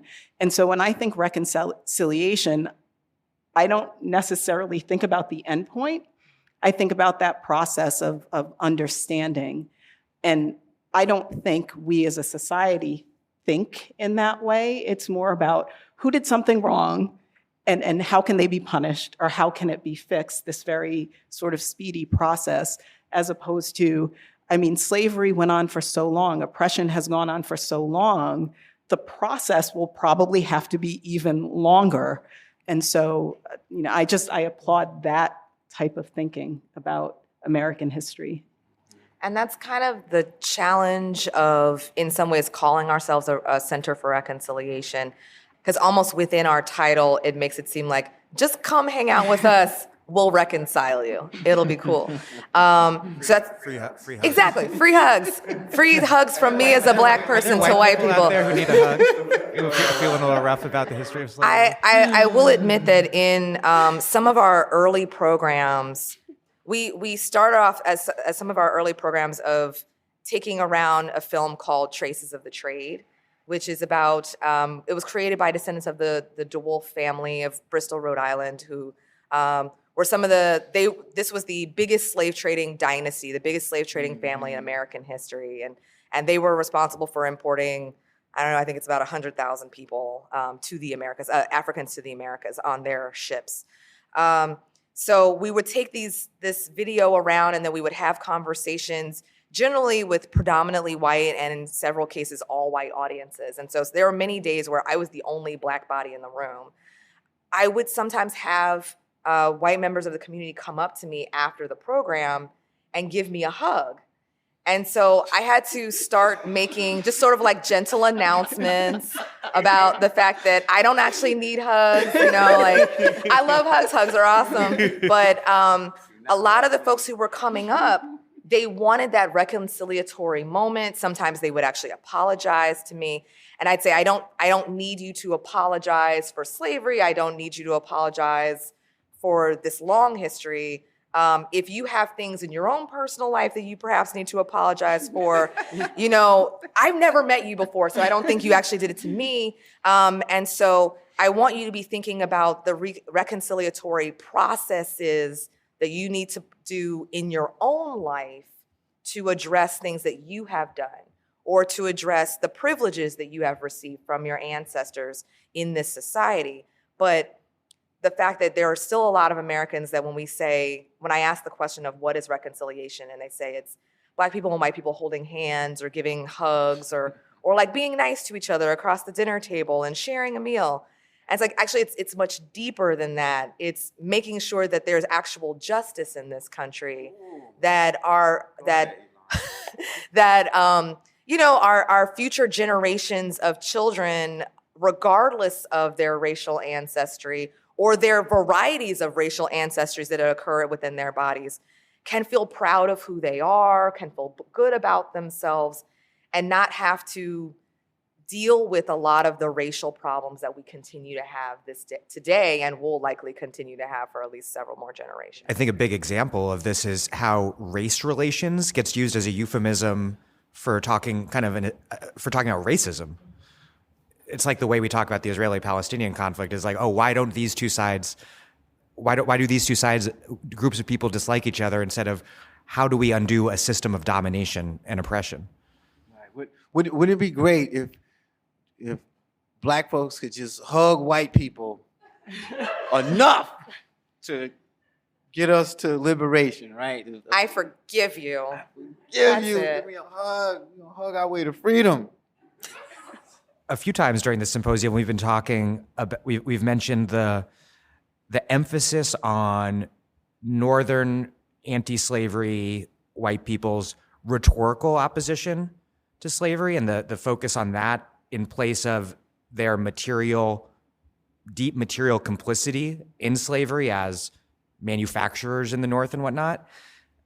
And I think a related question for right now is reconciliation possible without some form of reparation? And is reparation possible without a just huge transformation in our society, politics, and economics? I don't know. We're going to have to try that out. Because, as Elon just said, the project is justice. And any path to reconciliation, I'll hug you all day long. And then we got to talk about some land. We got to talk about some free education. So it can look like whatever we want it to look like. We got to have that discussion. Reparations, yes, reparations. That we have to have a conversation about that, like a real robust one. But that's the one that freaks people out. That freaks out the white ruling class. That freaks out like anybody, actually. Because now it's we're not throwing around metaphors now, right? This is like, okay, this is some exchange of something, some redistribution.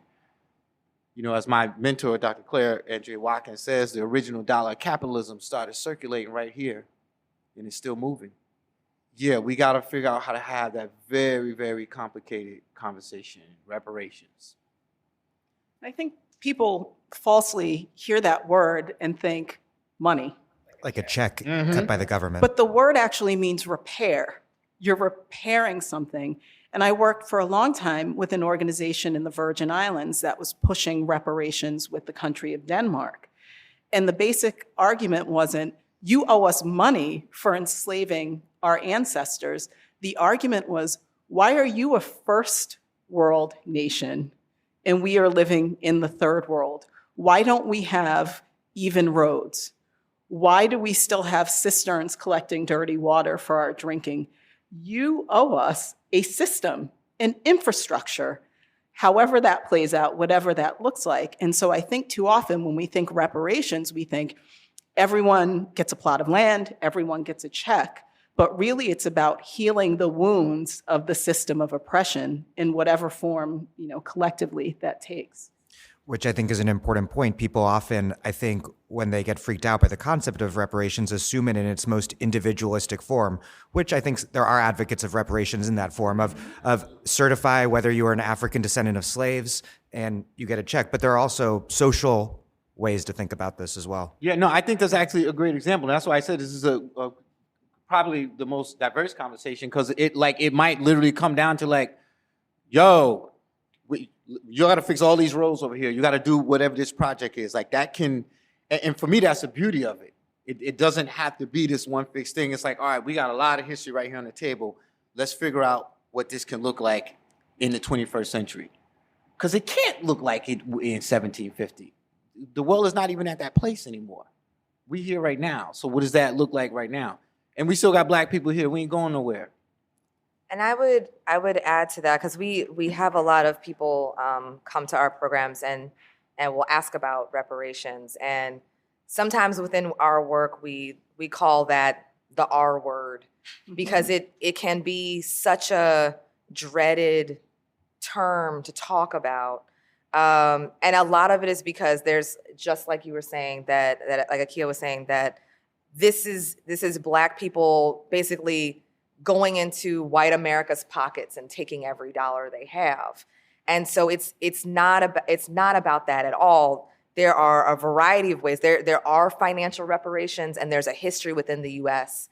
within our institutions of providing financial reparations. Look at Japanese internment, for example. Japanese internment camps as a primary example, but also the fact that there were slave owners after the end of after the Civil War who were repaid for the loss of enslaved people.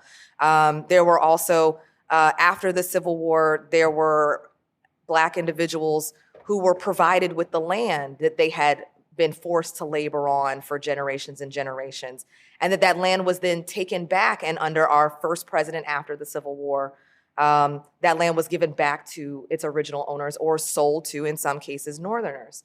So we have processes of giving back land, of giving money, of giving all kinds of things that has happened in the past. But there's also the fact that reparations in a lot of cases needs to be the restoration of memory that has been lost for people of color in this country, of rewriting our school books, of redoing some of our movies in some cases, of creating new films, new opportunities for learning for everyone so that people can get a better understanding about our history. I would rather have our educational system improved and made to be more inclusive of everyone's history than just get a simple check in the mail. But also when you think about why I need a check, pay my student loans. So, I mean, I went to a historically Black college, considering why historically Black colleges were created and why during our most recent administration, there's been an actual uptick in the number of students going to historically Black colleges. What makes us feel like we must go to these places that we will not be properly educated in other schools and other universities, and not just educated, but protected emotionally, intellectually, physically in historically white institutions? There are a lot of students, a lot of parents who don't feel like they're gonna have that safety there for their children and for their students. So that's another element of that reparations. Brown University established the Center for the Study of Slavery and Justice. They established the fellowship that I received, the Master's Fellowship for the Study of Slavery and Justice, and a memorial and all kinds of wonderful things. But Brown University students are not being continuously taught about Brown University's involvement in the international slave trade. They had that wonderful report that came out several years ago that originally was part of every incoming first-year student's required learning as part of, first-year seminar. That stopped at some point several years ago. That is reparations, ensuring that every student who comes to Brown, undergrad, grad, PhD, doesn't matter, learns about this university's history and its traditions and where all that came from. Georgetown, the Georgetown students coming together and saying, we will give some of our student activities funds to create a fund to ensure that the descendants of those sold to ensure that Georgetown continues to be, get to come and be students here and take advantage of this amazing education. The students shouldn't have to do that. The university should do that. That is reparations. There are a lot of ways that we could be doing this. And through our educational institutions, to me, is a primary function, primary way. But the function of elite universities like Brown ultimately is to reproduce relations of inequality in the world. So I wonder how much the study that was done was so powerful and so well done, and it did have positive results, obviously. But I wonder to what degree, at the end of the day, it's sort of just recuperated by an institution like Brown as an institution that has this kind of other nefarious political, economic, social role in the world and incorporated into its sort of liberal/neoliberal brand. Like, oh yeah, we've dealt with slavery, but what have we done?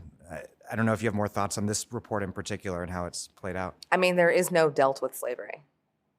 There is no period on that sentence. It's an ongoing continuation that it must occur. But you said they dropped it from the required reading, for example. They did drop it from the required reading. They picked up some other books, which is useful.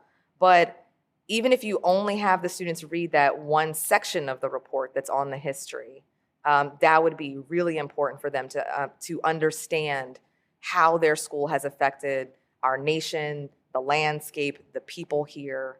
But then for all schools to be doing that similar thing is incredibly necessary. Joey, your work, as we've discussed a little, connects industrial capitalism and class conflict in the North with the slave economy in the South. My question is, how do you make that connection salient for people, especially given the tendency in the U.S. to sort of separate class and racial justice issues as separate rather than fundamentally interconnected matters? And related to the reparations discussion we were having, how can this kind of, the sort of teaching that you're doing, does it hold out any hope of talking to white people about things like racial justice in a way that they see that they have a positive stake, if we think about racial justice as connected to economic justice, rather than just a threat to their whiteness and their stake in white supremacy? Yeah, so on a basic level, as people have been saying, connecting these economies, the North and the South, is just fact. Like, it's just, if you're trying to do history and talk about history in a serious way, that is the history. Like, this was one intertwined economic system, and to speak of it otherwise can only be, politically motivated and intentional. But that is how it is usually discussed, right? What sort of most conservative mainstream narrative you usually hear at these museums is about just these mill owners kind of had these great ideas to make these machines, and they made them, and that caused the Industrial Revolution, and then we got more products faster, and this was like net good and represents progress. Then from both the conservative and left angle, you'll get like white working class almost critique of that, where from the right, it's this imagination that, like white people sort of like built everything in the country like in this time period and subsequently, and so you don't have a right to like inherit everything in this country. But then even from the left, the labor history often totally cuts out this story. And you see this regularly in Rhode Island. The Dorr Rebellion is a great example. Anytime there's an exhibit about the Dorr Rebellion, it almost never discusses the role of people of color. It never discusses how... that's like the central tragedy of the entire thing. Yeah, it is. And, it, paints this heroic white working class and totally cuts out the part where they completely sold out, people of color who were, actively petitioning the Dorrites to include on multiple occasions, right? These white radicals had a lot of chances to repair this mistake.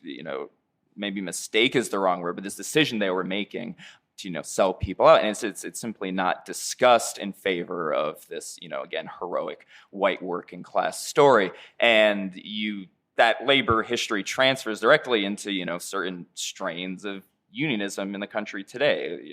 A white unionism that favors this kind of like nationalistic story about protecting competition away from white workers in the United States, and sort of remembers only white men as constituting the working class in America. And this has deep, deep historical roots. So, and that kind of unionism is, of course, besides being immoral and incorrect in so many ways, is ineffective, right? We're never going to win anything for any working people with that narrow an understanding of our history and of our current economic context. So how do you make the case to white people that they have more to gain through solidarity with black people than they do with solidarity with whiteness?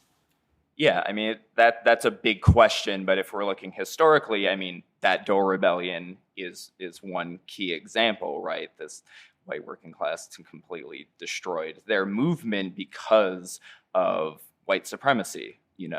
Other examples abound. The Pawtucket strike in 1824, to the small degree that it's talked about anywhere, because it's also young white women workers leading the strike, who are also often cut out in favor of this kind of macho labor history. Whenever it's talked about, they cut out the part where a few months after that, the white working class, also in Pawtucket and Providence, led these horrifically violent hardscrabble riots, where these race riots where they're destroying black-owned businesses, black-owned homes in this part of Providence. And connecting those stories and sort of the failure to build a movement that was seriously challenging the capitalist class in this time period, I think points to the failure, right? If they're going to divide themselves into this narrow sector of society, whether back then or today, is doomed to failure. If you're talking about any movement for liberation or freedom, you need to be addressing all sides of the economics. And again, you see that historically and today. So last year, the Center for Reconciliation hosted a book club on Ibram X. Kendi's book on race, and now I'm immediately forgetting the name of it. Stamped from the Beginning, which addresses the long history of racist ideas in America. And so his argument is that for white folks, especially white working class or poor folks, it's really about exploring this idea of intelligent self-interest, that it's actually in their best interest to align themselves with people of color and other working class folks, because it's really, in our nation's history, we have specifically been targeting people of color and women for all kinds of exclusion and harassment and oppression. And in all of these various oppressed groups coming together, they actually are able to recognize who actually has caused the real problems in this country. And that it has been consistently a very small group of elite, white, wealthy men who have created this societal structure that we live in and are still challenged by today. So through intelligent self-interest, you can actually align all of these groups together to say that actually, when you blame poverty and you blame drug abuse on Black people or on Latinos, that you actually erase the white experience of drug use or poverty. And so by making this a Black problem, white America will say, we don't need to deal with that thing. It has nothing to do with us. Mass incarceration is a case in point, which of course incarcerates extraordinary numbers of Black people, but also incarcerates very high numbers of white and all sorts of people, and it gets away with that because racism is the best-selling brand. Yes, you can blame people of color for all of these things when actually white people are also seriously, significantly impacted by these various problems. Or welfare reform. Welfare reform was the destruction of welfare as we know it was passed because of the racist demonization of Black mothers. But as a result of that racist campaign, a lot of white, Latino, other women also lost access to welfare because of racism. Or the ways in which certain drugs like weed have been made illegal in this country because of connections to people of color, especially Latinos and Blacks. And so now all of a sudden we have this legalization movement that actually that makes it very difficult for the people who have had spent a lot of time getting experience growing and selling these products, now suddenly can't get back into the market now that these things are starting to become legal. My last question for everyone is sort of along these lines, which is there are multiple venues for teaching the history of slavery in a way that rethinks the conventional wisdom. Classrooms, museums, historical sites. There's also political conflict in the world at large, outside of these institutions, around racial justice issues, around class struggle issues. So my question is, what role do you see political conflict outside of academia and museums and historical sites playing, whether Black Lives Matter, fast food workers struggling for a more decent wage, Trump's presidency, the fight over immigration, the debate over reparations, everything?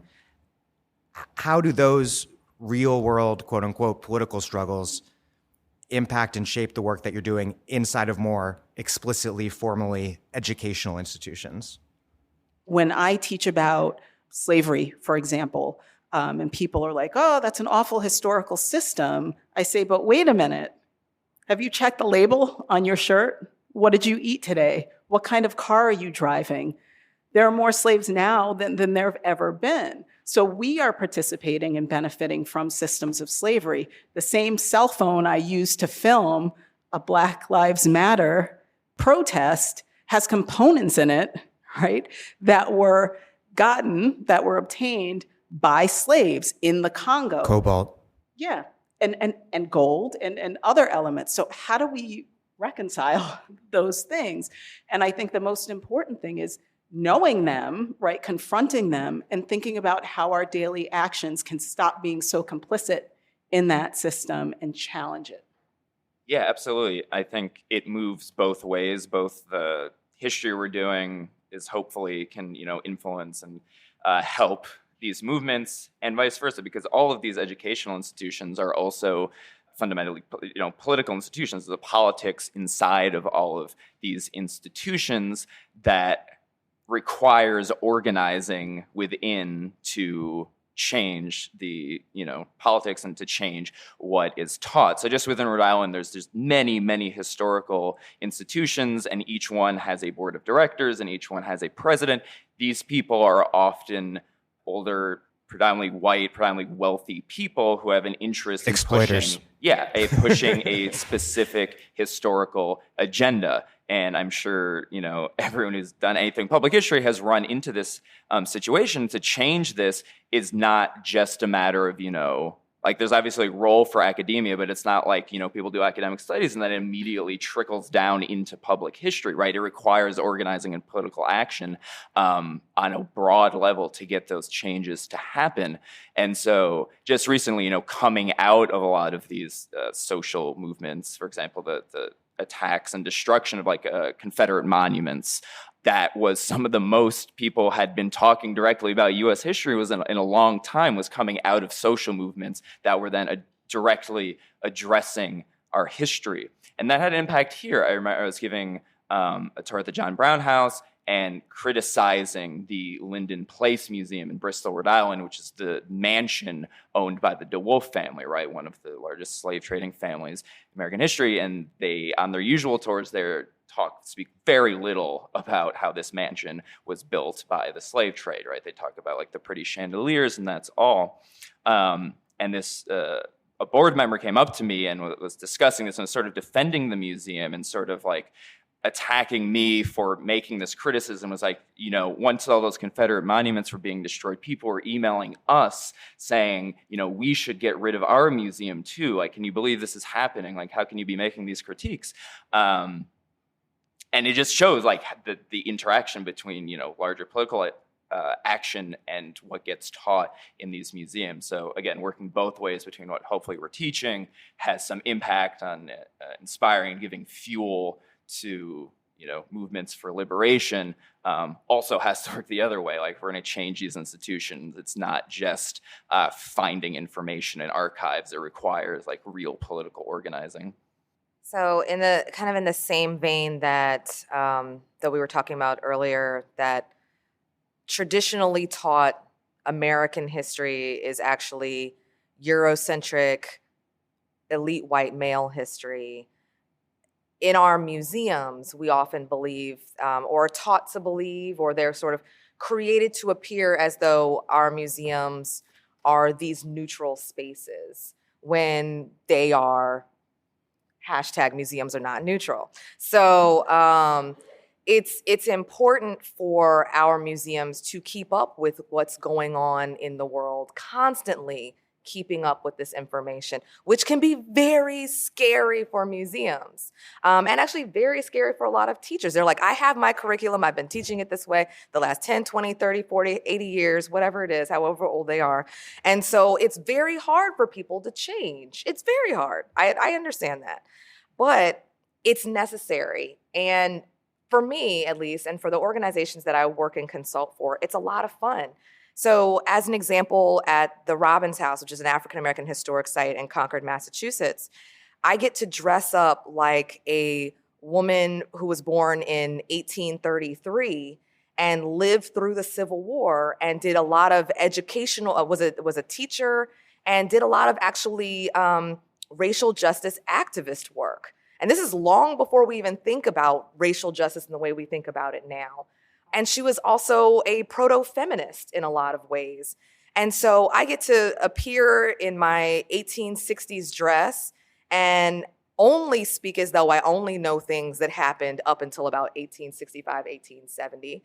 But I can use her life experience to talk about Black Lives Matter, which is the long civil rights movement and the activists and these activist histories. I can talk about feminist organizing and activism work. I can talk about protests. I can talk about civil rights. I can talk about the Constitution. I can talk about various presidents who we have popularly elected, and various presidents who have found ways to get themselves elected in other ways, or have been gotten elected by individuals that have a very specific agenda. So I can talk about everything going on right now, today, but I can do it without even knowing any of that happened, because all of these histories are so deeply connected to one another. And I get a lot of tour guides and museum professionals coming to our workshops asking, well, how do I talk about current events without poking someone's sensitivities about their different political leanings? And I say, well, just take it back 100 years. Take it back 200 years. People are a little less sensitive about that. and explain what's going on right now through the context of something almost the exact same thing that happened 200 years ago. And suddenly people, they sort of lose that emotional sensitivity that they might have on a modern event. And they can start thinking it through and saying, oh yeah, that thing's not fair. And then you can say, okay, well, in the same way that we were separating families from children during the international slave trade and how that's not fair, are there any ways in your time period where you might be forcing children away from their parents that could be causing some same problems? And people start saying, Hint, hint. oh yeah, oh yeah. Marco? We're all sitting here right now, as we are, and if Brown University police came through the door right there, start looking around, how many people in here would get up and head for the nearest exit and run? A couple folk get concerned, but most of us aren't going to move. Because why? In our mind, we know that they're not really looking for us. They're after somebody else, and they think they might be in here, and then so we'll look around, and then if they see somebody, say, "Oh, okay, there he is. Let's go. You're coming with us." And all of a sudden, everybody breathes easy. Oh, okay. What just happened there? The police is an institution erected, again, by white civil society, started out as a slave patrol, and the idea was to guard private property, in this case, private property that had legs and can get up and move. That's a kind of an institution, and that institution travels. So using just this one example, if we say, how do we make this kind of change? You can't reform that. You can't reform your way out of a chattel slave system. Part of what I argue is that the nation has to have a civil war. What am I getting at? And I'm going to say the mistake that we make, but I don't think it's a conscious mistake. We keep making the repeated mistake that we can change these fundamental, rooted, deep-seated, so that Elon got to take somebody back 200 years to get them to grab something. And sometimes the folks she's taking back 200 years wasn't even here 200 years ago. Their families immigrated in way after that. And she got to get them to try to understand something. We keep imagining that we can change these institutional structures that are literally the essential genetic building blocks of this society without a robust and uninhibited radical process. Some stuff has got to be dismantled. How do you do that? I don't know. That's the American experiment in democracy. We got to figure it out. But I can tell you one thing, Brown University in a couple of weeks is getting ready to have, I think, their 251st commencement. They figured out how to make something last for 251 years on some land. Listen, I'm not trying to be hyperbolic. What I'm simply saying is that we can't look at hard problems and try to figure out simple solutions. We got to have dialogue. We got to have conversation. It might involve a little bit of hugging. It might involve some hard work. It might involve some redistribution. It might a radical re-envisioning. Listen, this should not be bizarre to us. We had an American Revolution. Bernie Sanders running around. He said, we need a political revolution. He's right about that. Whether you vote for him or not, that's true. We just can't be scared. We just got to realize, like, yo, we can't keep telling lies at the Slater Mill. You think you're going to talk about the Massachusetts economy, New England economy, and not talk about the whaling industry? Fuel that thing?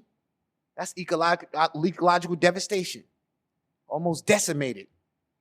I'm going to shut up. I'm done. My point is, this stuff, we talking centuries old problems, and we need to have some radical, robust conversations about like shifting and changing institutions. And that means more than just people's privileges having to change. We just got to do something different, and we can take the little steps to get there. But if we're thinking about a future, as Elon and I might say, an Afro future, we can't continue with the same old kind of thinking. We got to think some radical new envisioning of stuff. And we've done that before, so we don't have to reinvent the wheel. It's just that it looked ugly 200 years ago, 150 years ago. We got the preeminent scholar sitting in the room right here. I got a book right here, Dark Work, Dr. Clark Pajari. She wrote the book on how ugly it looked. Why are we afraid of this? But it doesn't have to look that way now. It don't have to look that it looked, and I think maybe this is part of Elon's point. It doesn't have to look the way it looked 200 years ago, because we've gotten better at figuring out how to do stuff without so much bloodshed, right? You remember what Malcolm X said? He said, anytime you south of the Canadian border, you in the South. So, first thing, we got to remove all this North-South thing. We talking about America, and we got to have an intellectually honest conversation about some hard things. That's what I think. Well, Marco McWilliams, Joey DeFrancesco, Elon Cook Lee, and Akeia Benard, thank you very, very much. Thank you.